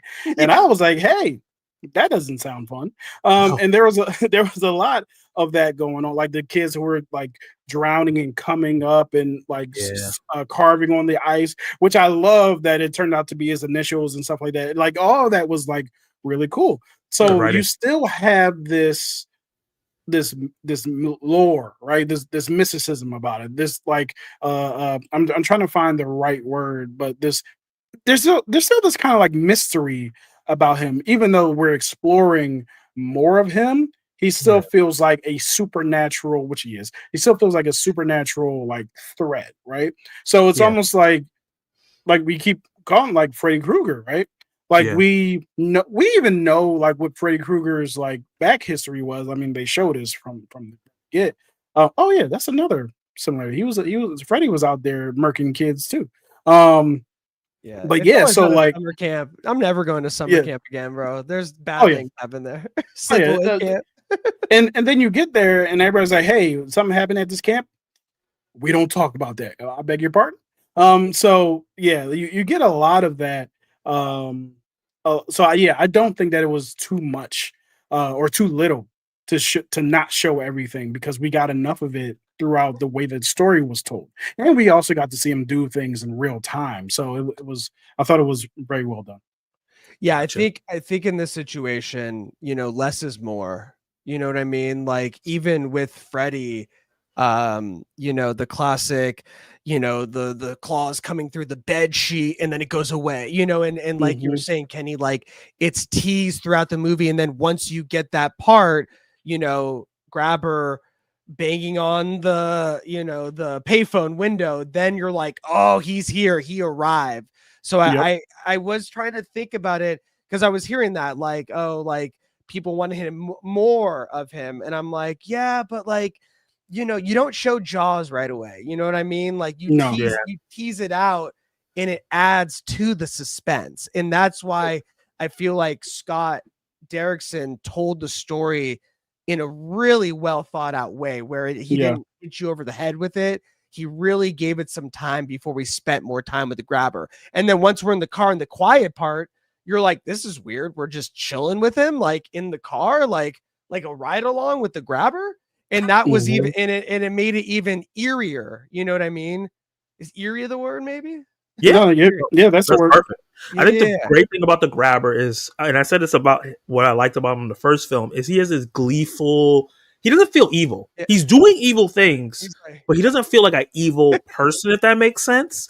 Because sometimes when you play an evil character, you have to do this mustache twirling and all this. I'm evil. He's just a regular guy who is doing bad things, like terrible things, and you could feel that in here. He's like, you know what? Let me show you what happened to your mom. You know, I'm gonna grant you that before I kill you. like That's things crazy. like that. Before we get into the last two parts of the discussion, in terms of the box office and then the potential for a Black Phone 3, you guys have any last couple things you want to say about the film? Any sequences that you like? Any standout moments? Oh, so yeah, absolutely. So I don't know why I froze there. I just want to talk about so there's a couple of things I want to talk about, but let's get to the main event, the final scene, seeing him skate on the ice, seeing him Yeah. come after them for the climax of the movie. When you see Armando and Ernesto and the rest of the crew like pulling out the bodies for when you see Mhm. them pulling out the bodies, when you see the I forget what her name is, the main girl. Oh, Gwen.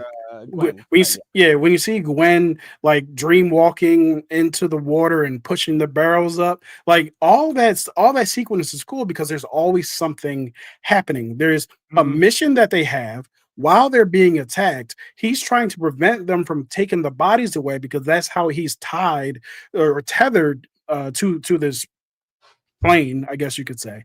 Yeah. And with all that happening, it is a interesting because it can be played as silly, the fact that he's skating around, right? Yeah. You hear like, "Hey man, he was a great skater." It's like I did not think for 1 second that was going to play into the movie. I thought they were just saying that, right?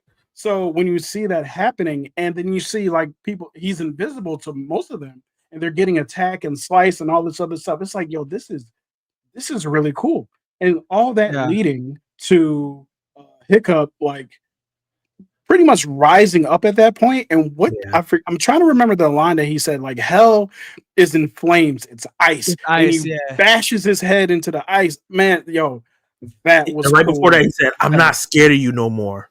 Yeah, I'm not afraid of you. Yeah, Yeah. loved I it. mean, Mason Thames, man, he is so enjoyable to watch on screen. Like, Yeah. Agreed. and we've seen him now for like 6 years doing a bunch of different stuff, not in the same genre. And time again, you're like, man, I could watch this guy for hours. Like, he's gonna be around a long time.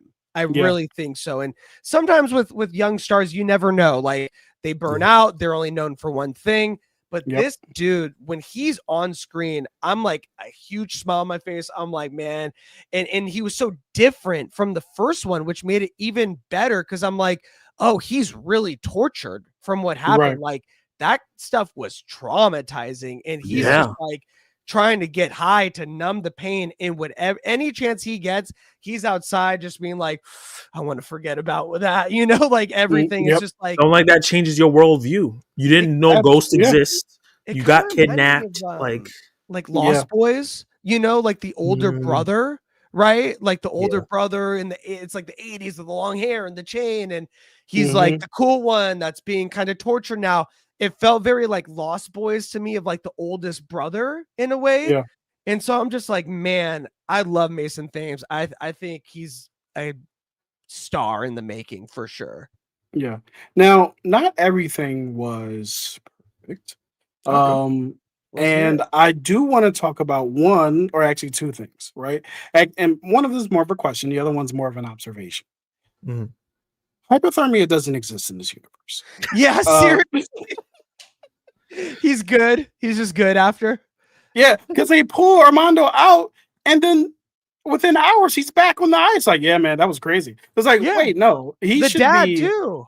the The dad. dad. Yep, yeah, Yeah, he was out there pulling out barrels and all that stuff in there right, mad long. I'm like, this is yeah. below zero temperatures. Like, it's not just like another day at the beach. It was a You couple know? people outside with just like barely anything on too. I was like, hey, what are we doing here? Yeah. But that's jokingly. It's a movie. I'm cool with that. It's just hilarious that so many people are like, so we just going to jump in this water. We're gonna be out and get some cocoa and be good. My question to you guys is, what did you think about the Christian couple that was in this movie? And do you think that what purpose did you think they served? And do you think that they served it well? Because when I was watching it, I was like, okay, rude Christian lady, rude or a rude Christian lady, kind of sheepish Christian dude Yeah. who just like lets his Whip wife, husband. yeah, Yeah. walk all over him and stuff like that. And it seemed to be like serving this purpose of being a buffer or barrier rather to like the protagonist like achieving their goals, right? Yeah. But at the end of the movie, when they're all on the ice, yeah, they get cut up and stuff like that. Yeah. But it doesn't seem to go anywhere. It never seems to like actually have any kind of like resolution. There's no final conversation. I don't remember. There's no like, oh, I realized I was wrong, or oh, just get this devil girl out of here. Like, there's nothing. Like, there's no conclusion to their story arc of like, we're just being assholes, and the movie ends basically. So I didn't really know what the purpose of them were. What did you guys think? No, Yeah. I see that. I personally, for me, I thought it was needed to have not like an antagonist that isn't the main villain, where it's like, because those quippy lines from Madeleine McGraw were hella funny. When she was like, that girl's the devil, and she's like, shut your bitch ass up. You know, it's like, oh, that's great. You know, like that was hilarious, you know? Yeah. So I feel like there's always in horror those tropes where it's like, it's not the main villain, but there's always someone that's like not gung-ho for like what the group is down for. You know, like you need someone in the group that's like kind of a bitch, you know, like you like that you don't want to, like, they're not messing with you or they're not believing it. So it's like a counter to everyone else that's on board. You know what I mean? Because you got like Mustang, you got Damian Bashir's character, you got Ernesto. So you can't have like two religious dudes be like, what do you need? We got you, you know? So I thought it was like a classic horror thing where they're not like the main antagonist, but they are an antagonist to the main character. For sure. What do you think, I agree with that. I do agree there were like another antagonist throughout the movie, especially since the grabber is not in the movie a lot. You need somebody for them to bounce off and have that negativity. I also think they were just played for like comedic effect. And I thought there was a little bit, for me, what I took from it, and I don't think this was the intention, it was kind of like, because there's a lot of religious themes in this a little bit. Yeah. It's a little bit more religious than the first one, a lot more than I expected. And it felt like they either proper Christians, and Madeleine McGraw is also one, right? But she lives her life a different way. And it showed like an active Christian who like, oh, she just curses and she kisses boys, but she's doing the right thing. She's trying to protect people, help people, while these people who think they're the up and mighty Christians aren't doing anything at all. Where I think the movie messed it up, and I agree with you, Kenny, on this, is that when you do that and you set that up, it should have been a situation where they step up to finally help. Because they came to do it, but we didn't see them actually do it other than get cut in the face. That's the thing. I'm kind of 50-50 on it, because I'm like, either they step up or they get killed. Yeah. The fact that they just were there, and that was like, man, that was crazy, right? When the guy was invisible was skating, cutting people. All right, you guys want some cocoa? Like it didn't seem to like because no one died. Any kind of impact on for sure. I thought they were gonna get it when he was skating towards them. Like, oh, here we go. This is it. It's like, oh, didn't happen. It was like he missed, but I was like, how are you losing? You're invisible. But the other thing was TJ, and you just said it too, Zach. Our guy TJ brought it up. Nobody died, which I don't have a problem with. It's just like interesting. Like, that's interesting. And it was we did have two characters that could have died. That's what those two people could have died. But we did see deaths. Like, they weren't deaths that happened in the present, but we did see, you know, like the axe go into the tree trunk and the blood spill down, like to show us like, oh, this kid got murked by the axe, you know, like so there, but that's true. No one actually died. That's wild. Yeah. I thought for sure Armando was dying. I thought. Me too. Yeah. I love Armando. Yeah. He was like, I believe you guys. Ernesto was on the fence too. He was on the fence. But yeah, I'm glad that they didn't die. And I'm also really happy. Let me just say this one last thing. Because it's important to me in my personal life. Right? Tell us. I'm really happy that I have an Ernesto that I can root for. Because as far as me and my house, it's fuck Ernesto de la Cruz all day, right? Okay? I hate Ernesto de la Cruz. If you don't know who that is, Coco. I So Gotcha. It's Was a it character on in Coco. I haven't seen that yet. Yeah. you haven't seen Coco? Oh, I love Coco. Sounds like a movie I would like though. Cinephile. I'm in love with the Coco. The movie. Hey, that's what Kenny be on. I mean, yeah. I mean, Yeah, we Reese's got Zach, Cups, baby. Yeah. a we got different Zach giant- asked the question. Zach Milne says, "Is the Grabber officially a new horror icon after this sequel?" Yeah. Oh yeah. Mhm. I agree. Yeah. I think that Art the mask. Clown I'm telling from you, dude, Terrifier. you're making me. I love Reese's. You're making me hungry, bro. Yeah, that mask. Whoever designed that mask, pay raise, 100%. Because not only is it iconic, you can use it in multiple ways. Like having it disconnect in the middle. That was a great. Like it's so subtle, but just the iconography of it, it's so smart, and it separates it from like, the Jason mask and the Halloween, Scream mask. Like it made it its own thing, and that's pretty cool to do that. And like everyone's got a mask now, Yeah. And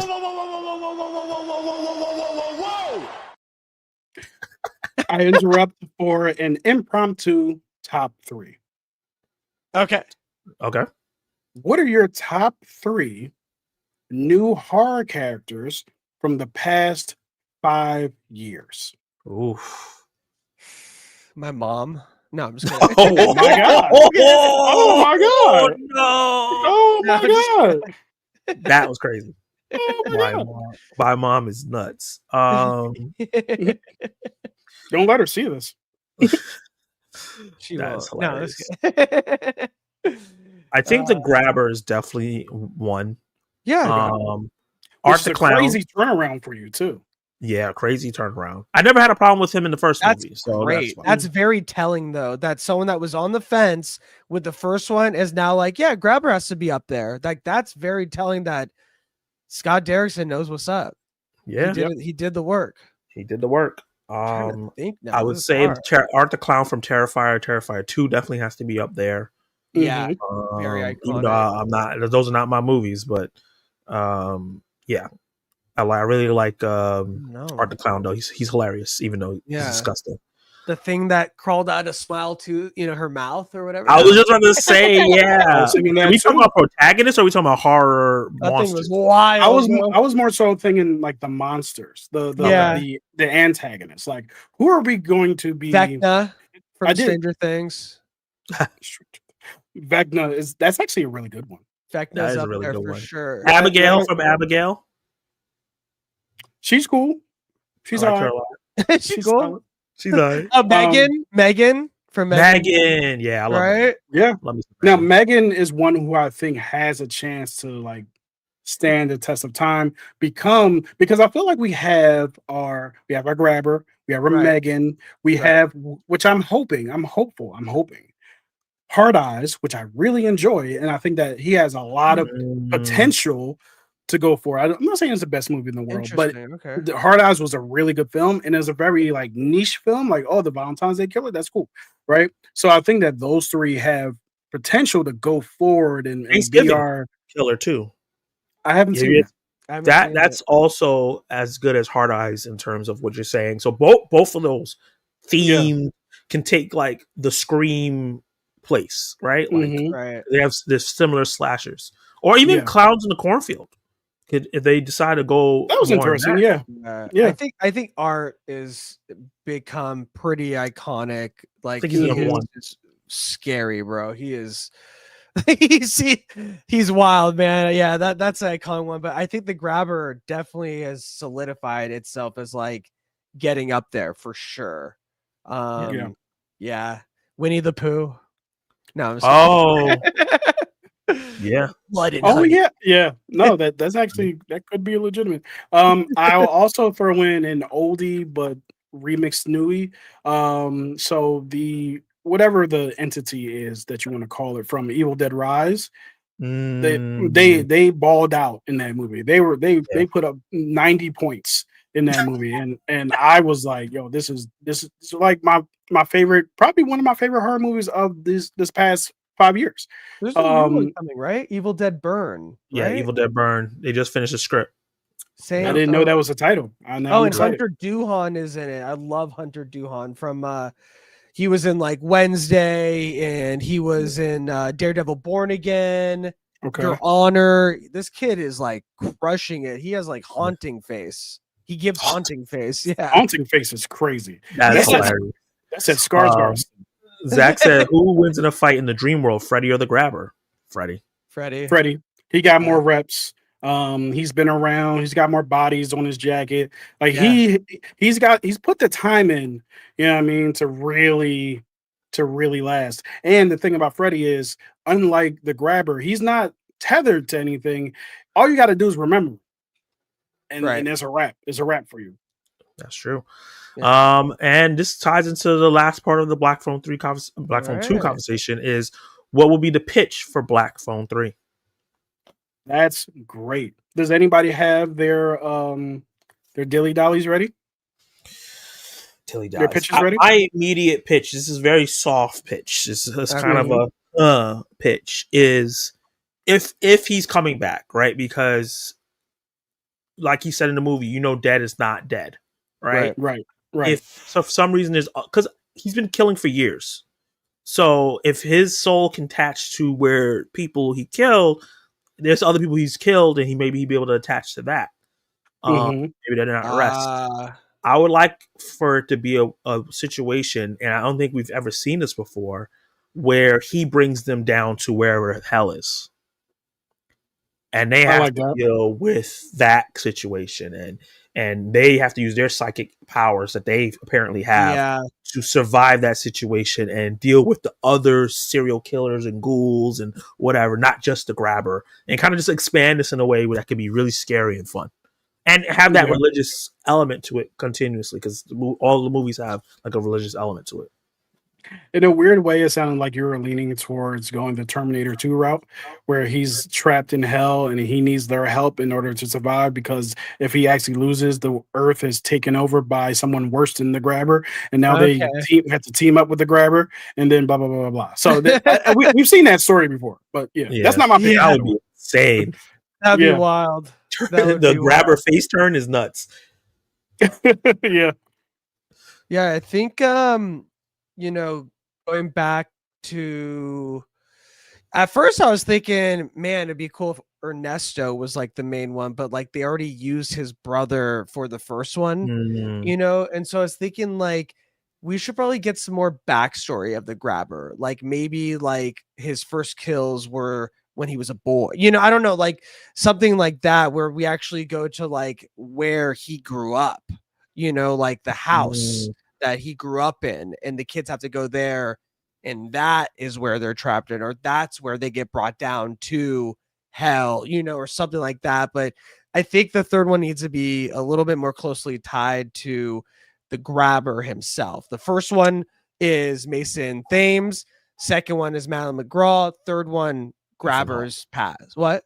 No, Ethan Hawke. Yeah, saying Ethan Hawke should be the main. Yeah. You saying that just tied it into my thought. I think we're building a movie here, guys. We should be pitching this stuff.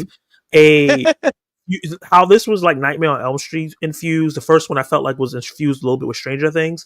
They should do a Texas Chainsaw Massacre version of this, where it starts out like that. He's tied to the house. People come by. He grabs them up, and his family are also pieces of shit. Right. And they have to go and deal with it, and then they drag them to hell. I think that would be very interesting. Yeah. Kenny, do you have a completely different pitch? Do you have an add-on? I have a completely different pitch. Okay. Pitch. I said pitch, right? I didn't say the B word. But yeah, I have a completely different pitch. So my pitch is that we do a little bit of a time jump, because I'm really interested in seeing like these the adult versions of these kids who have been adults for a while. They put the Grabber behind them and what have you, and you see them with their kids. Maybe one of them has kids and the other one doesn't. Not everybody has to have kids, but with the kids, they're living their adult lives. They're not like, they usually, every time they do these kind of like time jumps, one of them's a crackhead and the other one's like estranged for some reason. Like nobody can like have a good life after this. Now I like to see them like kind of have a different kind of situation where they are like they're kind of well adjusted, right? Yeah, but all of that comes crashing down in the year, let's say 2005, right? Let's not put it all the way Right. in the present. Let's put it in 2005, right? Where what's the Grace? Is it Grace? Gwen. Gwen. When Gwen, right, she gets a phone call on her cellular device. That's what I was thinking. On her razor, if you It's will. still a black phone. Yeah, it's still a black. It's a black razor, Yeah. right? And then she's like, first of all, grab her. You're supposed to be dead, and you're not supposed to be calling me until it's nights and weekends. You're calling me before 9. This is disrespectful. It's my minutes. You're wasting my minutes. No, waste my anytime minutes, anytime. Like this isn't how this works, right? And she hangs up on him, and that's essentially the movie. The grabber keeps trying to get in contact with them, but he doesn't understand how cell phones work and the new world works. And every time he tries to haunt somebody, they just like hang up on him because it's like an unknown number. It's like, you know, right? So he's just having such a hard time. It's like no one's answering me. Yeah. So then he tries to like text, but everything's spelled wrong. He's like, I keep getting these strange texts. This person can't spell. And they block him. He's like, you know what I mean? He's having a hard time until eventually he just fuses himself into the cell phone towers. And now he's haunting the entire nation. Right, he's on the T-Mobile servers, he's on the Sprint servers, he's on the AT&T servers. Right now, he's bringing a countrywide haunting to the movie, and now our protagonists have to find the central location, cut him out of it. You only go get your guy you file from Jackie Chan Adventures, and they cast him out, and and that's the movie. Right? Are you sure this isn't the sequel to After the Hunt? The way to make that legitimate is to tie it into the fear people had of cell phones being created. So you have that fear because there was a big fear of like the cell phone towers and the waves giving you cancer and all that. If you tie it into all that fear and then he takes over the towers and actually haunts people and does that, that'll be good. It'll be still silly, but it'll be good. It'll be silly because like I think the problem with this universe is it is literally tied to the phone. There's not much you can do without there being a phone involved. So if you did the Black Phone 3 and it's like, hey, we're just going to be, you're going to drag them to hell. I guess the only way that you would do that is if Matrix style, which Zach hasn't seen, they just go like just get sucked in through the phone and then into the underworld, which would be cool. I think that would actually be a good way to do that. Zach Milne has a suggestion. He says every 27 years, the grabber returns, and the kids from the first two now have to band together as adults to take him down once and for all. He said he may have stolen that. He said the grabber is frozen, thawed out in 2063 when a group of space explorers find him and take him to space. We have to wait for the 10th film. Yeah, Jason X. That is going down all the tropes. That's amazing. So that concludes our discussion on the Black Phone 3. We have one last topic before we head out, and this is one that Kenny Sparkleton Jr.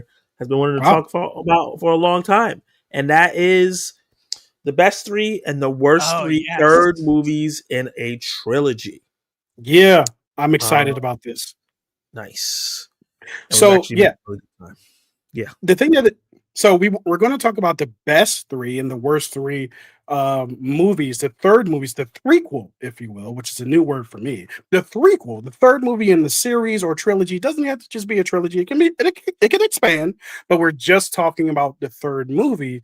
And the thing that inspired this for me was actually Tron Ares, right? In my review that I have not put out yet, I compared it to Spider-Man 3 and X-Men: The Last Stand.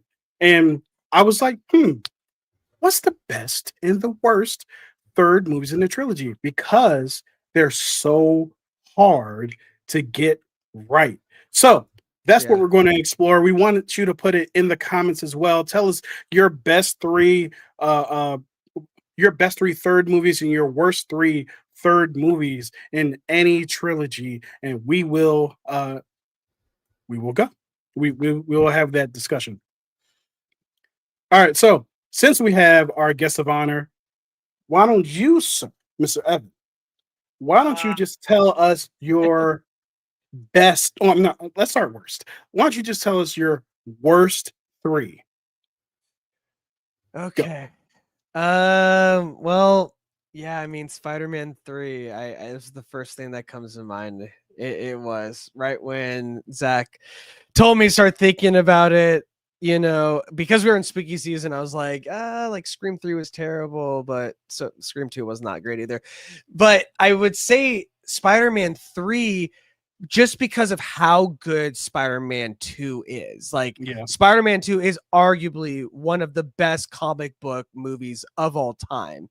And so when you are riding that high and then you come out with Spider-Man 3, of course, there's a lot of influence from the studio to pigeonhole Venom in there and all this stuff. And it really, really messed with this film in a bad way.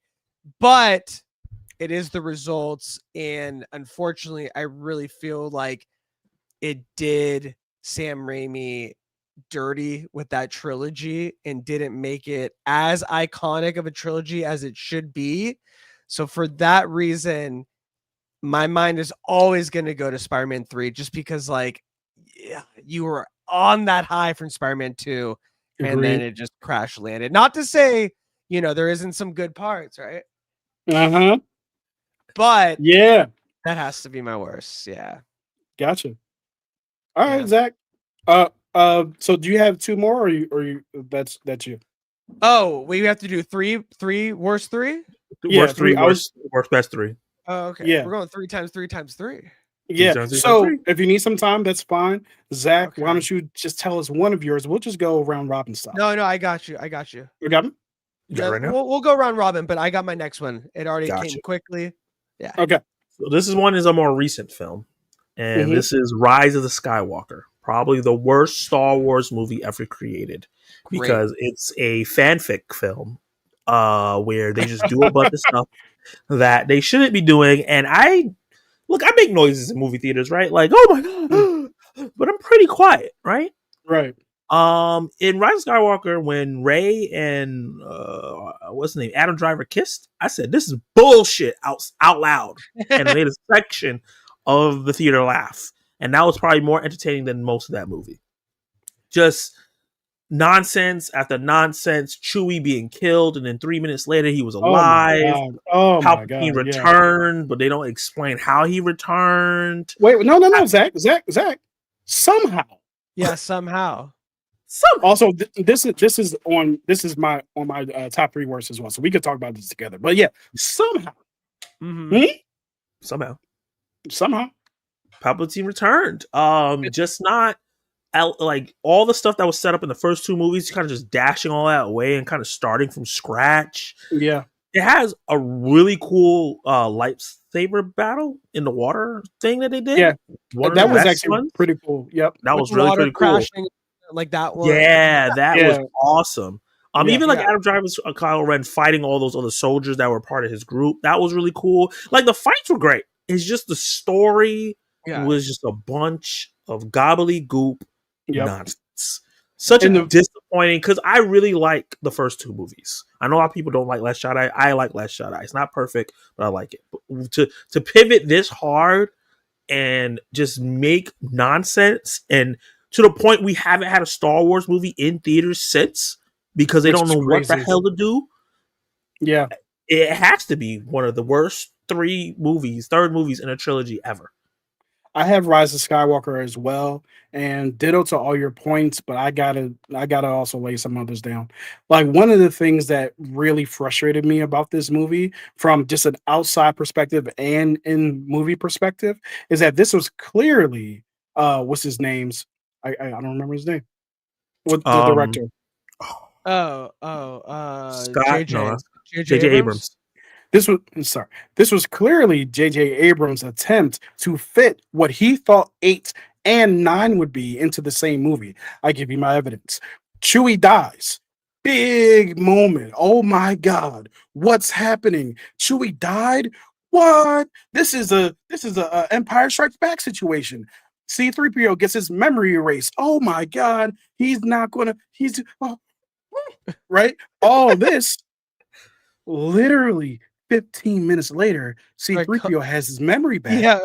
And Chewie's alive. Retconned it in its own movie. What's happening? Yeah, that's right something now? you separate. It was a mess. Yeah.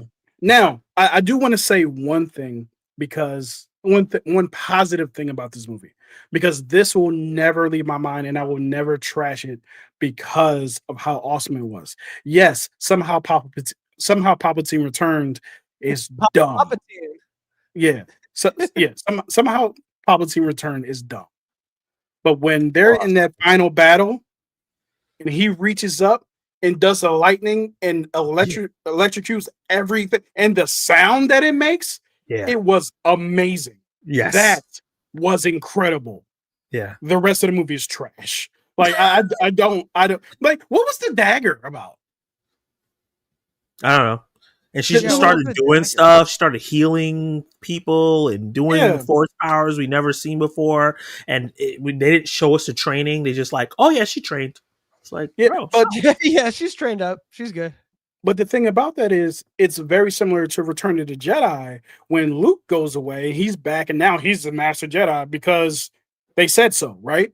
You can tell that this is J.J. Abrams smashing two movies into one, and unfortunately, it just turned out to be trash somehow. Yeah. But yeah, that's somehow the movie was trash. That's my other third one. Evan, on you. Okay. All right. In the 3 minutes I had, this is my third worst film. The Cloverfield Paradox. Cloverfield 1, fantastic. Cloverfield 10 Lane, even better. I love that movie. Love Paradox, crap the bed completely. In the cast, that's on mine too. So we can both talk about that. That's on your list too? That's what I've never seen it, so you guys go. Cast is insane. Like Gugu and how do you say her last name? Yeah. She's so good. You got Zemo, like, like the cast is Daniel insane. Brühl. Yeah, thank you. But man, this was a huge disappointment. And the potential too for it to be on a space station and all that stuff to be very different. Aiello,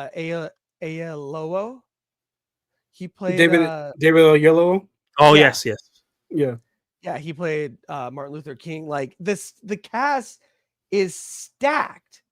And then it was just like incomprehensible how bad it was. It was like, what did I just watch? Like, there's no redeeming quality at all. So, and little backstory on that film, it originally was not a Cloverfield movie, right? So it originally was like an original script that they had, and they couldn't get it greenlit. So they were like, you know what, let's slap the Cloverfield title on there and put like a monster from the franchise in it, and it'll sell.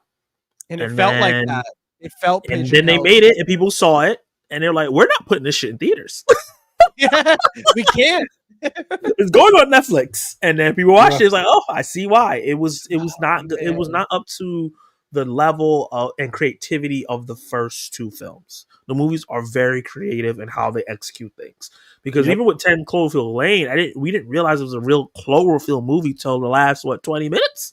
Yep. So it was just like an amazing, mind blowing thing. John Goodman in that movie, it's like Kathy Bates from Misery. You know what I mean? Like it was like, oh my God, like how is he not getting more love for this role? It was so masterful, the way that it was shot, the way that it was done. Trachtenberg, who's crushing it with Prey and Predator and all the things, but he is just a great storyteller. And then you pigeonhole, like it's the same thing with Spider-Man 2. Like you had the momentum and then you just crap the bed with 3. That could have been an ongoing Cloverfield saga franchise.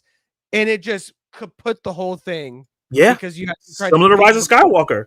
How like we haven't had a Star Wars movie in forever, and they're trying to figure out how to do things. Cloverfield too. They just killed the whole thing.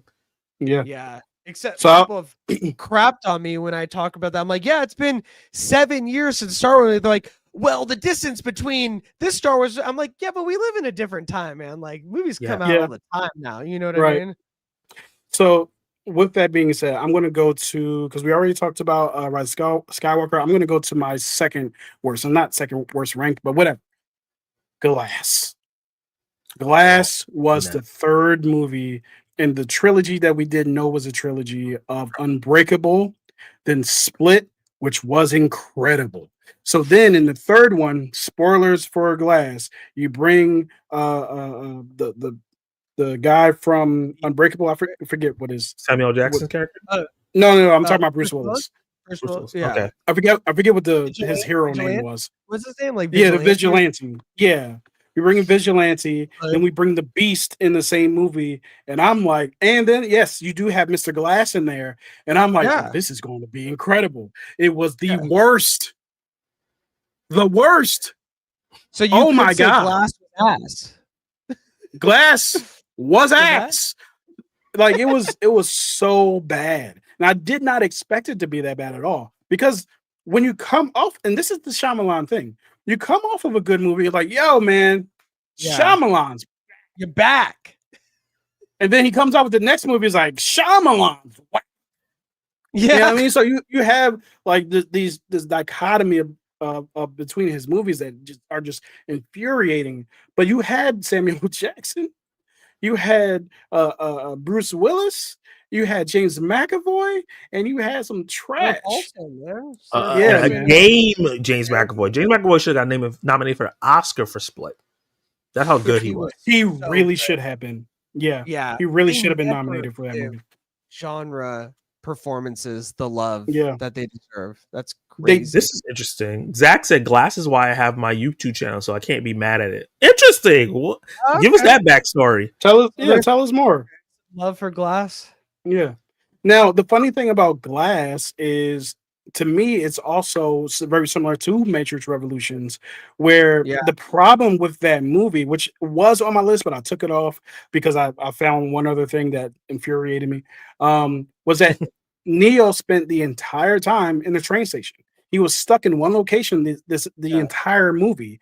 And just like they were stuck in the hospital the entire movie in Glass, and it was like all this stuff that you guys were doing, you kept it so self-contained that it essentially just turned literally into a long therapy session for these guys who never really interacted until it was just not as impactful anymore. So it's one of those things that they do in third movies where they like, oh, let's do something different. Like I think Zach mentioned, Milne mentioned like TMNT 3, which is awful because they sent them back in time. Why'd you do that? so yeah, man. So Zach, do you have your third three of the worst? Yeah, my worst is Taken 3. Okay. Yes, I really love Taken 1 and 2. Those are like action movies. They were John Wicks before John Wicks came out, right? Correct. Older superstar coming back, doing action scenes.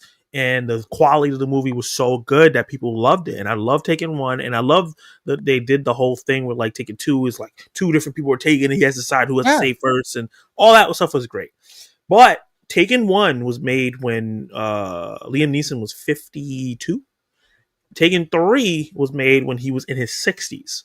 And because he was in his 60s and he's an old ass man and can't take the bumps anymore, and he refuses to get a real stunt double, the movie is edited like shit. It's edited like shit. It's also directed by someone that does not know how to direct action. So you have someone that can't do the action, a director that's not good at directing action, and then you have it edited poorly because they're trying to salvage whatever footage these persons shot. And the story is whatever. It's not as creative as the first two. It's very bland. Liam Neeson is trying, but no one else is. And the technical aspects of the film, which has always been a good thing from the first two films, just drops right off a cliff. So for a franchise that was so good, that spawned a TV show, Like that's how good Right. people love Yeah. Taken. For the third film Yeah. to crap the bed so hard, it sucks. I hope that like it feels like it's one of those things where like it will get remade one day with a new person and everything like that, because I think it's that good and has that much potential. But yeah, Taken 3 was so bad. Yeah, I think it'll be a while before it gets rebooted because even though it was a while ago, it still feels very recent. Yeah. Yeah. Yeah, like this is going to sound horrible, but I don't mean it this way. The fact that Liam Neeson is still alive is kind of like he could probably Mm. be in that movie again. He could probably do Taken 4. Naked Gun, dude. Yeah. He was hella Yeah. funny. Yeah, he was great. He was great in that. So Zach went. Evan, what's your third three? Okay, so this was hard. It was a tie for me, actually. But I'm not gonna. So I was thinking Beverly Hills Cop 3, Woo!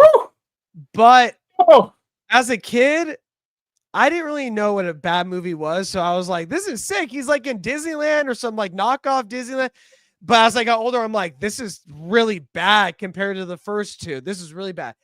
But this is way worse. I'm sorry. It has to go to Blade Trinity because the first two are so iconic and so different from each other right. that you're like, awesome. Give the third one another tour, director, someone do something even different. And it's like, oh, not that different. That Jessica Biel, like, what are you doing, bro? And so it was such a letdown because, man, my uncle took me to see Blade 1 in the theaters when I was like 9.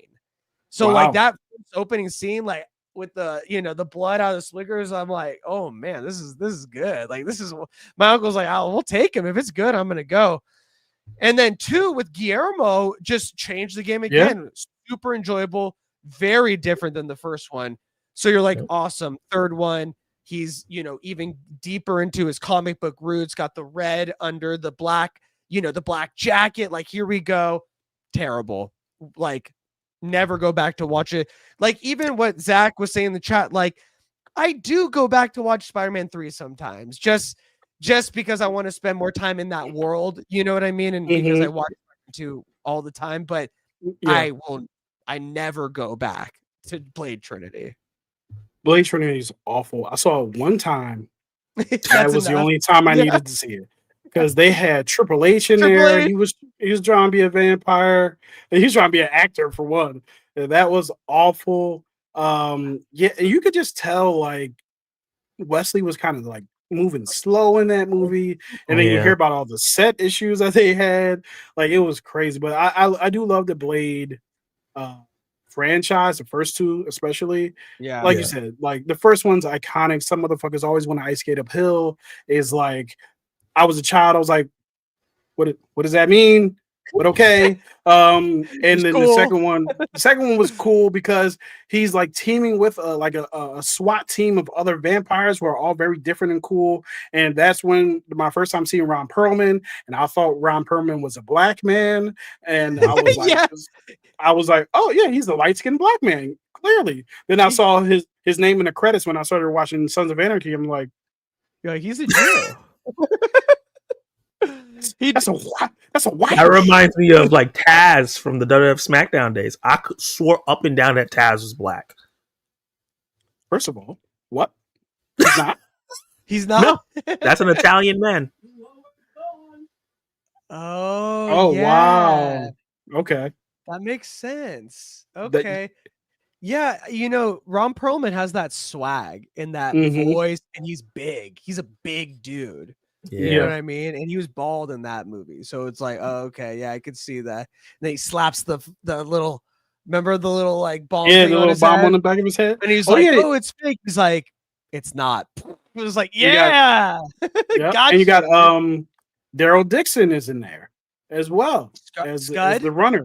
You like that? You like that memory? Scud? Thought he was so cool. I was like, oh, like the tech guy who's like smoking cigarettes and like So like it set it up so like each Blade movie felt like its own unique cool thing. And so you're like, oh, cool, like you're gonna throw more heroes in Blade Trinity. Let's go. And then it was like, oh, like no, this is reverse the car. Not good. Like what? Like this doesn't make sense to me. It was like hurt your brain watching it. So to end off our Worst. top three third worst threequels, there's a lot of threes in there. I'm actually going to refer to a comment that was just made because I have Superman 3 as Let's go. my worst. One of the worst things I've ever. I watched it for the first time this year. Me and Zach watched it in very close proximity to each other. Oh yeah, I think I remember you told me that, Zach. Yeah, that you were watching all that. I was dumbfounded by this film. Like it opens up with a slapstick. Is this the Richard Pryor thing? Yeah, this is the Richard Pryor one. It opens up with the slapstick thing where Superman is just going, he's like walking through town. There's like a Looney Tunes thing going on where people are dodging like bowling balls and cars. One dude is drowning in his car because the water machine, the water truck is pouring stuff in his car, and he doesn't think maybe I should just get out the top. He just stays in there. Why? I don't know. Like there's so many slapstick things, but it lasts for literally 10 minutes. Literally 10 minutes to the point I was like, wait, what is this movie about? Because Clark doesn't show up until the end of that 10 minutes. And I'm like, what's happening in Metropolis? Are people did Mistleplex like come in through here and like mess That's up? what it would feel like, Mr. Yeah. It did. So yeah, like it was so bad. And then you want to talk about, oh my God, he pulled himself out of himself and Superman fought Clark Kent. And I was like, what is happening right now? And then I'll end it by just saying this. That woman walked into that computer and came out a cyborg. Yeah. Yes, she did. Yes, she did. You forget about the worst part of the movie. Richard Pryor jumping off a building and landing on his feet and not breaking all his legs and body. And he's good. He's just good to go. Walks away clean. Yeah, the wires coming out and like attacking. That's where I was like, because I remember everyone saying this movie's bad, and I'm watching. I'm like, it's okay. And then that happened. I was like, oh, it's about to go downhill. Yeah. That's a good one. Once again, because the first two were so good, and so it's like, why are you gonna ruin the momentum? Like, why mess up a good thing? That's what I don't understand. Like, you know what? People love the first two. Let's do everything the opposite. You guys ready? It's like, damn, that guy like gets a raise. Warner Lois Brothers is barely in the movie. She's in the opening scene. Send her away. Yeah, they send all his supporting cast away, and then just bring a bunch of new people that we do not care about and don't do a great job at all. But let's talk about doing a great job. We're gonna get to our final part of the stream: the 3 best third movies in a trilogy. Wait, before we get to that, sorry. One last thing. I just need to rattle off without any explanation my dishonorable mentions. X-Men 3 The Last Stand, Alien 3, The Matrix Revolutions, Beverly Hills Cop 3, Spider-Man 3, RoboCop 3, Aladdin, Prince of Thieves. It's awful. Yeah. Yep. Used to watch at the after school club in elementary school. The Aladdin 3, I'm like, this is not good. Even as a kid, you're like, what the heck? But my wife and I just watched the first one, actually. We just did a rewatch of the first one. I'm like, this is so good, dude. First one's iconic. Classic. And Jasmine. Yeah. Absolutely. All right, let's get positive with it. Yeah, let's get positive. Okay. Speaking of a classic, my first one is one that a lot of people love and hold dear and was scared that Deadpool and Wolverine was going to ruin. And that's Logan.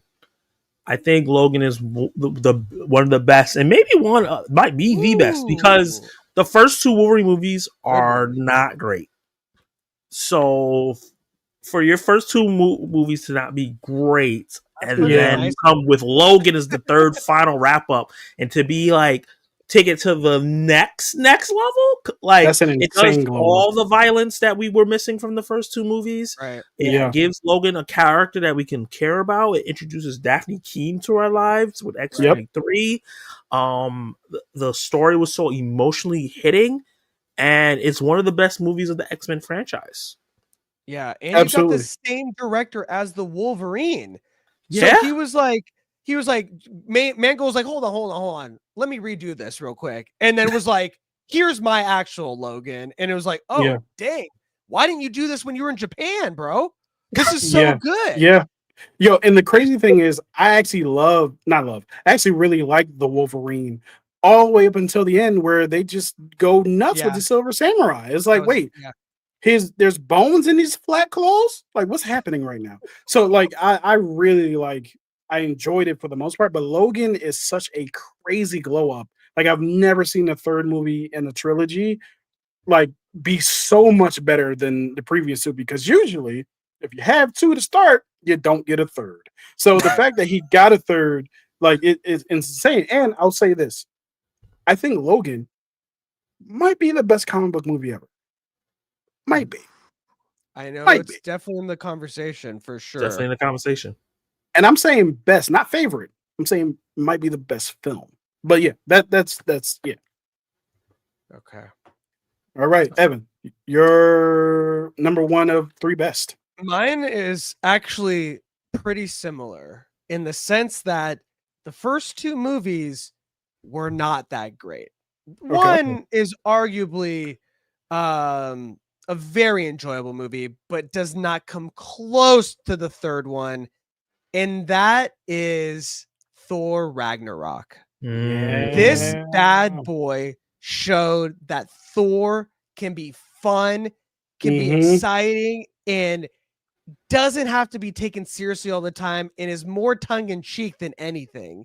And so I really think that movie completely redefined the character so much so that he got a crappy 4. No, we won't talk about that one. Yeah. But it really redefined the character for the entire his run in the MCU moving forward. And it Agreed. was just arguably top 5, top 10 MCU movie of all time. Probably Yeah. top 10, probably more top 10. But Yeah. that bad boy, it blew people away. It gave Chris the fun that he knew he could have with his character, and it completely put Thor on the map in a big bad way. So I'm Yep. going with Thor Ragnarok. I agree. Like even if Thor 4 didn't pay off, Mm-hmm. who Thor became for Infinity War and Endgame So was important. worth Thor Ragnarok. Because if we would Yes. have gotten the Thor that we got in the Dark World and Infinity War, and it just wouldn't be as If fun. it'd It be out wouldn't of be place, as yeah. like impactful, We you know? leveled them So up. I agree with that. Yep. What about you, Kenny? So for me, it is wait, best okay. Guardians of the Galaxy Volume 3. Guardians of the Galaxy Volume 3 is Iconic. incredible. It's in my top 10 MCU movies for sure. It's the best of the Guardians movies, in my opinion. And I love the fact that this movie was about Rocket and how much we got into Rocket in this movie. And the thing Yeah. I was actually just talking about this earlier today on the threads about how someone pointed out like how much character growth Nebula had. And of course, I totally agree with that. But the thing that I really love about the Guardians movies is that over the course of the three movies, their personalities don't change, but they grow as I want to say human beings, but they grow as people, right? Mm-hmm. Because half of Yeah. them are not human, but they grow as people. So while is a Nebula is still yelling at the top of her lungs about everything that's happening, what she's yelling about is different. The reason why she's yelling is different. She's yelling out of love instead of hate by the third one, right? Rocket Right. is overprotective and brash and sarcastic because he cares about these people, not because he's trying to distance himself from them. So there's these all of these characters that are totally different from the way that we meet them in terms of their growth, but they're still the same people. I think I've always thought James Gunn did a really good job of being able to have characters grow without them losing who they are as As people. people. Yeah, And understanding, yeah, how they became that way, and now yep, learning to live with it and not focus on the negative. yeah, Yeah. absolutely. So that's my number one of my God, I three. love that movie. I Uh, love, I oh, love, I oh, love and that movie. It's like to land that plane and let me do just it say, that well is just, it's so hard to do. And for James Gunn to be able to do it in a way where it's like, oh, this is actually Rocket's story the whole time. Yeah. Even that part in the beginning, in the first one, when he's in the bar and he's like, do you know what it's like being taken apart and put back together and taken apart? And it's like, oh, wow. He was telling us from the beginning, like, how messed up his life really was, like, and how he became a leader to these, that he started to love people again. So beautiful, dude. Yeah, man. And you know, I just gotta give a shout out to Floor and Lila. Oh, and Rocket. Yeah. And Teef. Yeah. I just met these people 10 minutes ago and I'm crying. And I'm missing them like, already. I was literally in the last thing. Possibly a top 5 villain in the MCU ever. Oh, I was just gonna say, oh my goodness. Easily. Maybe Brainiac. No, that'd be sick. That would be great. That'd be great. I'll be sick. No. Why does he not get more roles, by the way, after that? Like, how is James Gunn the only one hiring him?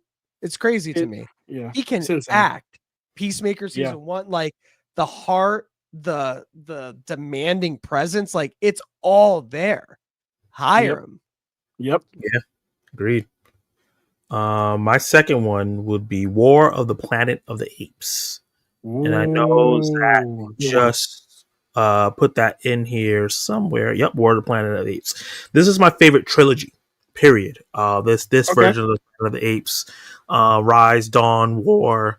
The way they got me to care about these goddamn CGI monkeys is absolutely incredible. Telling a real story about how we treat people who are different from us, even though obviously they're monkeys, but they became humanoid-like. And the things that we do in terms of enslaving them and creating dissension among groups, even though they're trying to be peaceful, to cause them to act and then start wars. A lot of real life applications of things that happen all the time to people were showcased throughout this whole trilogy, experimenting on people and disrupting them. And then when they fight back, demonizing them, and then them trying to overcome. Luckily, War of the Planet of the Apes is a little bit more hopeful than real life. Because a lot of times in real life, you don't overcome and then go off and create society somewhere else. Sometimes you're still under that thumb. But Caesar, one of my favorite fictional characters ever. Amazing. Dude, amazing. Andy Serkis, man. Yeah. How another person that deserves a nom for that role. Like, man. I know it was CGI, but a lot of that it was him acting and them animated on him. And he deserved all of it. It's kind of like when people are in suits or have makeup on and stuff like that. Yeah. It's using a way that enhances everything. You know what's interesting? Like, I did enjoy the last Planet of the Apes movie that just came out. But I did hear a lot of people say, man, where's Caesar at? And that's crazy for like a CGI character. There's like a CGI ape character. It's like, man, this ain't the same without Caesar. Yeah. So I think there's a credit to being able to bring that character to life because we saw him from birth to death. And that, man, that death scene at the end of War was so beautiful. Like seeing his people survive and now he can lay to rest. And it's just when I saw that trilogy at the time, when was that? Like 2017, 16, something like that. So around that time when that ended, I was like, wow, this rivals like the Dark Knight trilogy to me. Like just when it ended, I was like on such a high that like every movie was so good. When it completed that trilogy, I'm like, this will go down as one of the best trilogies of all time, in my opinion. Yeah. Totally agree. And for the first film to be filmed by one person and then they decided to give it to Matt Reeves and then he does the next two. Sometimes when you have that handover, we talked about it here a lot of times, like Rise of Skywalker and other films where it's handed over to somebody else and it's not as good. It was handed over to someone else and he just elevated what was already really good. Like a lot of people don't talk about the first one, but the first one is really, really good. First one's great. Yeah, first one's excellent. Here. Takes place in SF, baby. Bay movie. Yeah, Bay movie. Because it takes place also. Then when they grow up in the second one, that's in Muir Woods. That's like his home. So he's just a Bay boy, just like gigging out there, like hey, nice in the trees. Okay, so Evan, what's yours? All right, this is one of my favorite ones. And this is really cool because the trajectory of this trilogy was like the first one, iconic. Second one, not so much. Third one, we back in the game, baby. This is Die Hard with a Vengeance. Ooh. That's on my list. Let's go. That's on my list. Is so good. Samuel L. Jackson and Bruce Willis together, one of the best duos in cinematic history. They are so good. And then there's this one scene where he's like in the subway and it's about to explode. He's like, you guys might want to get on the ground right now. Just like get on the ground. Yeah. And I thought that line was so iconic. So when I was on like the Universal Studios ride, I was like, you guys might want to put your feet up right now. Like we're about to get wet. And I tried to be like Samuel Jackson, but that movie, it redefined the Die Hard saga and it made it so iconic, arguably better than the first two in some ways. I mean, first one is so iconic and Hans Gruber is one of the GOAT, cinematic villains of all time. But the third one, man, that has a special place in my heart. The third one is the best one. I 1000% agree. I just didn't want to offend anyone, No, I agree too. It's way. Way better. It's kind of crazy. It's the best of the three for sure. I also think the second one's very underrated. But this is one of those trilogies that does a good job of making a change to the formula and it actually working out. They give him a partner. He's going across the city doing different things instead of being in one place. Like the third one is such a good film. And actually, because of the time that we grew up in, it was the first of the three that I actually saw. So, and what I mean by that is what was on TV was what was on TV. We didn't have on demand. Yeah. It was none of that. You know what I mean? What I caught on TBS or Fox in the middle of the movie to the end, that's what I watched. Right? Yeah. So, pardon me. So yeah, Die Hard with a Vengeance is on my list. So I'll just talk about it real quick. I also think that Simon is a better villain than Hans Gruber. I do like Hans Gruber, but Simon is a much more effective villain. Right? They're brothers. Yeah, they're brothers. Yep. And he kind of comes back for revenge on them. You got Jeremy Irons, who's also Scar. The voice of Scar. His voice is so powerful and impactful in that movie. And then one of my favorite, most comedic moments in an action movie is when the guy's defusing the bomb in the school and like he pokes and is like, it's Sarah, right? It wasn't like the bomb making liquid. It was actually like pancake syrup that they actually filled up. And then they cut to Jeremy Irons. It's like, I'm not a monster. I'm not going to blow up school. Iconic. That's great one. Yeah, man. I love Die Hard with a Vengeance. It's my favorite of them. The fourth one's good. The fifth one I've never seen. I like Live Free Die Hard a lot. I do. That was my introduction to Timothy. Die Hard. The fourth one? Yeah. It's not bad. Timothy Olyphant was not a bad villain, actually. I really and the sidekick, the nerdy what's his name, from Barbarian. Justin Long? Oh yeah. Justin Long, just like Mary Elizabeth Winstead, Maggie Q. Yeah, it was good. They did a good job. They did a really good job with that one. But man, this Die Hard with a Vengeance, it might be top 5 action films of all time. Like it's up there, man. Yeah, I agree. All timer. All right, so I basically went. Yeah, so go ahead, Zach. So you talk about this is a great transition. You talk about one of the best action films. My last one is one of the best action franchises, Bourne Ultimatum. Okay. I just recently watched all the Bourne movies, and I love all three of them. But the third one kind of just encapsulates all the stuff that you like about it: the paranoia, the espionage, the shaky, crazy action. I know a lot of people don't like shaky cam, but the way Paul Greengrass does it doesn't make me feel nauseous. Matt Damon is at his best in this one. All the supporting cast is here, and there's emotional stakes. We lose people that were in the franchise throughout. It just wraps. I know we end up getting another movie, but it's not Bourne. It's not Bourne this, Bourne that. It's called Jason Bourne. So it's like a new franchise. So like it encapsulates everything that was going on in this third one. I absolutely love that he got a happy ending. Like I 100% expected him not to get a happy ending. So Born Ultimatum, one of the best action movies, one of the best third movies, and probably Tony Matt Gilroy, Damon's man. best action movie.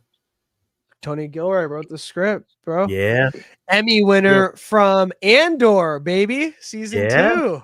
Season 2. That boy can write. God, I need to watch season 2. I have not seen season 2 yet. You will love it, man. It is wild. I hope so. Yeah, I didn't love the first season. Okay. It picks up more. It does. Okay. I would say for sure. But I think you're right. I think, that movie is as good as its script, and that script is so tight for a third. Like, it doesn't feel dragged out, and it's a long movie, right? It's like 2 hours, right? So it doesn't feel like there's any part that drags. Like, once you're in it, you are in it like full throttle to the end. And back then in 2007, like, those movies were such an experience. You know what I mean? Like, you are Jason Bourne in those movies. And a lot of times Jason Bourne does not know what's going on, even with himself. He's like, who am I? And so, like, by the time you're in the third run, you know who you are, you're in it, and here we go. And here's the players that we've seen before. And it all gets tied into a nice bow, which is why I did not see the fourth one, to be honest, because the third one was so satisfying. I was like, I can't do it. I haven't got, I'll get to it, but like, I agree, man. Ultimatum was like, that's how you end a great trilogy for sure. And the spinoff was good too. Bourne or what? You going Bourne? I guess he doesn't like Bourne. You don't like it? I've only seen the Jeremy Renner one. Oh, man. I like that movie. I was gonna say I did too. No, I like Oscar Isaac is in it. It's good. Yeah. He's at the snow cabin. That he ends up. Yeah. He has a small role, but he's in it. Yeah, no, and Tony Gilroy directed that one too. He directed and wrote that one. So I like that one, but you gotta get on it. I don't remember it much because I haven't seen it since I saw it. If that makes sense. Yeah. Oh yeah, Zach. In the chat, I was gonna say Prisoner of Azkaban. I was gonna say that is a really good third one. That's a really good third one. And then there was like 5 more, but that was a really good one. Who's next? So wait, no, it's you, Evan. It is you. Oh, it's me? Okay. I'm just gonna put it right out there. Indiana Jones in the Last Crusade. I almost put that on mine. Yeah. And this bad boy, when you add in oh my god, why am I blanking on his name now? Help me out. What? Because Kenny hasn't seen it. That's why his face is like that. When you put in Sean Connery as Indiana Jones's dad, and then you have River Phoenix playing a young Indiana Jones in the beginning, and you see that's how he got the scar, which Harrison Ford just has that scar, and now it's become part of the character. It was such a great way to end that trilogy. Too bad they didn't stop there, but that's okay. But the third movie, it had everything. It had the action, the adventure, the romance, the father, father, issues and stuff, but you had, and so did he in that movie. And it like touched on all that in such a good way. And it grew on me because I really love Raiders and Temple of Doom. And I was always like, the third one. But every time I watched it, it made me like it more and more. It made me understand the character more and more.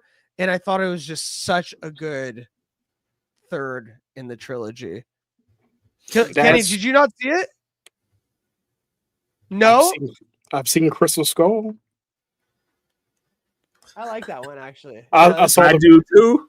I don't hate that one. I don't know. I mean, what? Aliens. I get it. I saw the first scene of the fifth one, and then I fell right asleep. You did the right thing. Yeah. Because the train sequence was awesome, and then I was knocked out. It was not, yeah.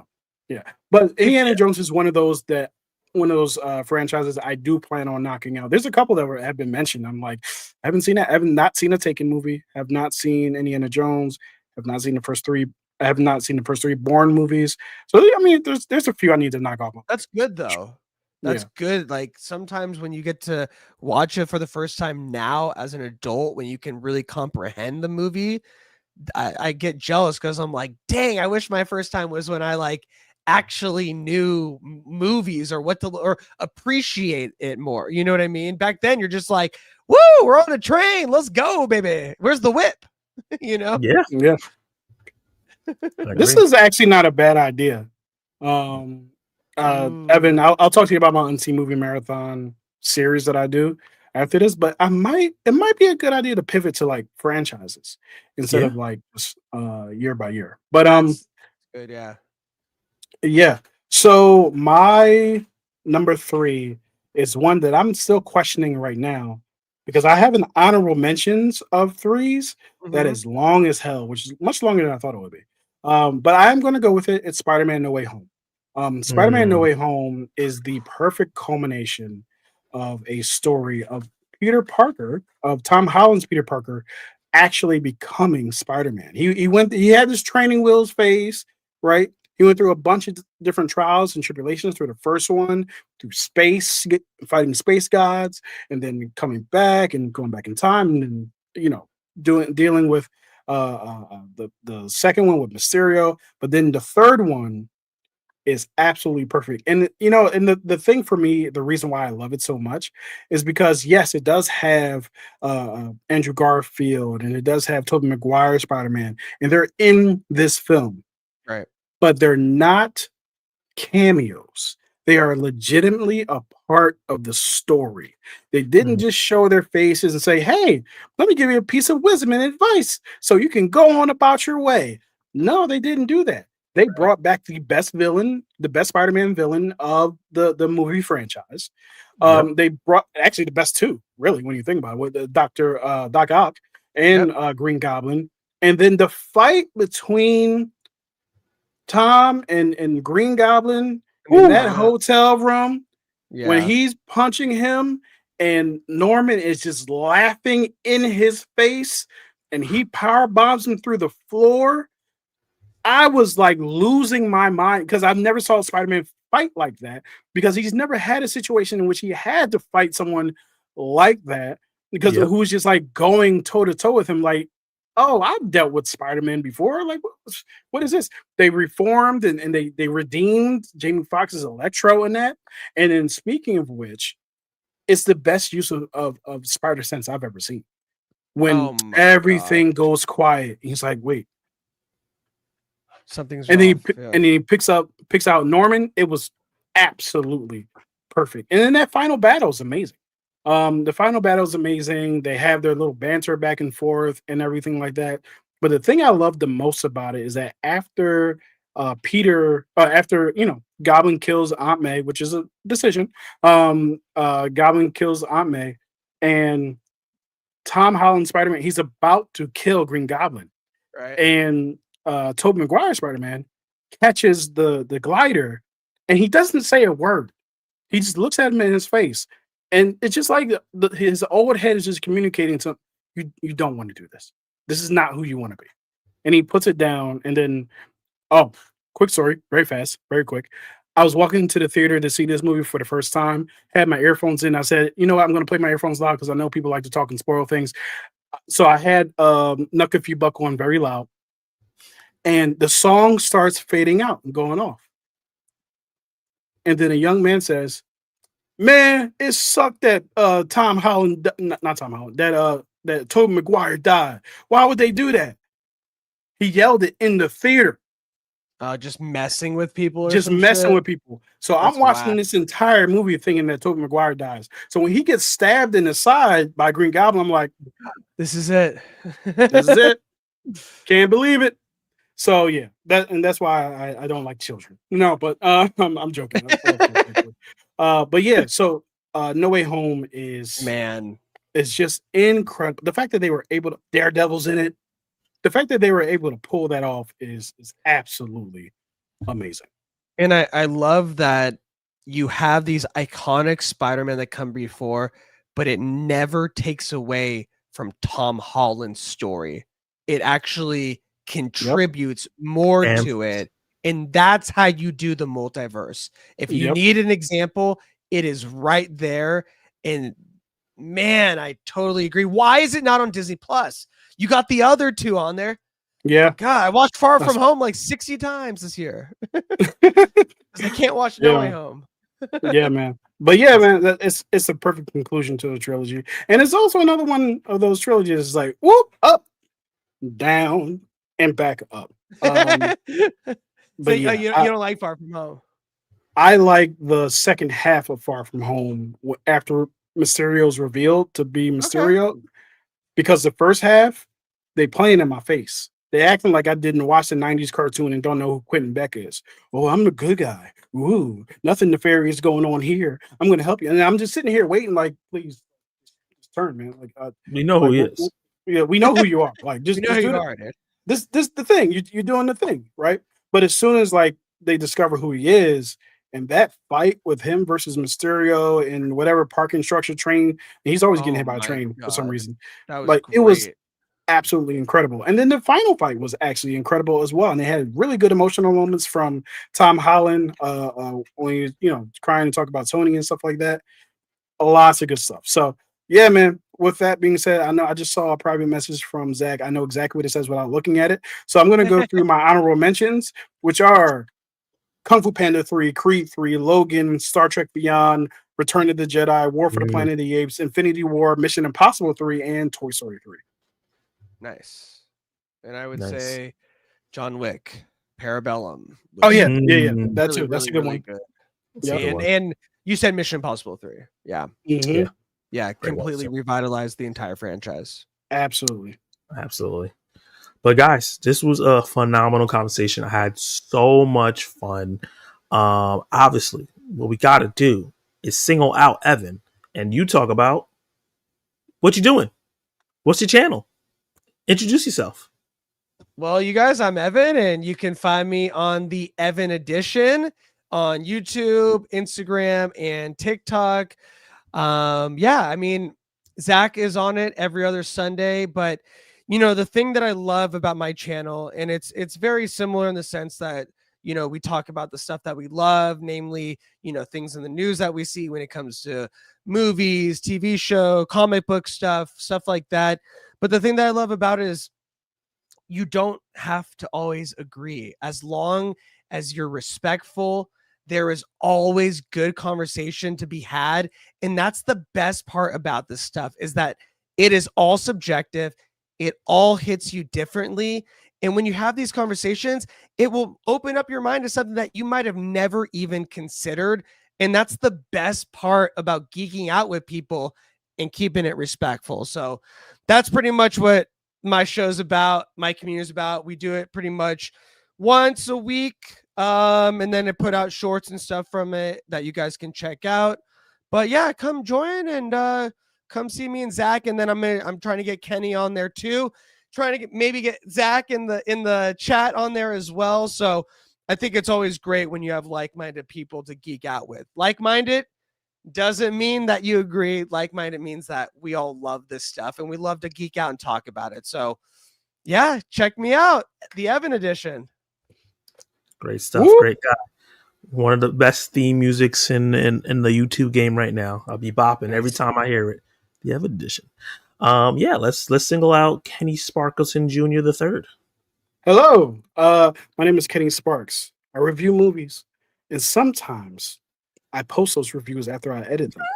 Now, for me, I love talking about film, and that's why we have the Film Club.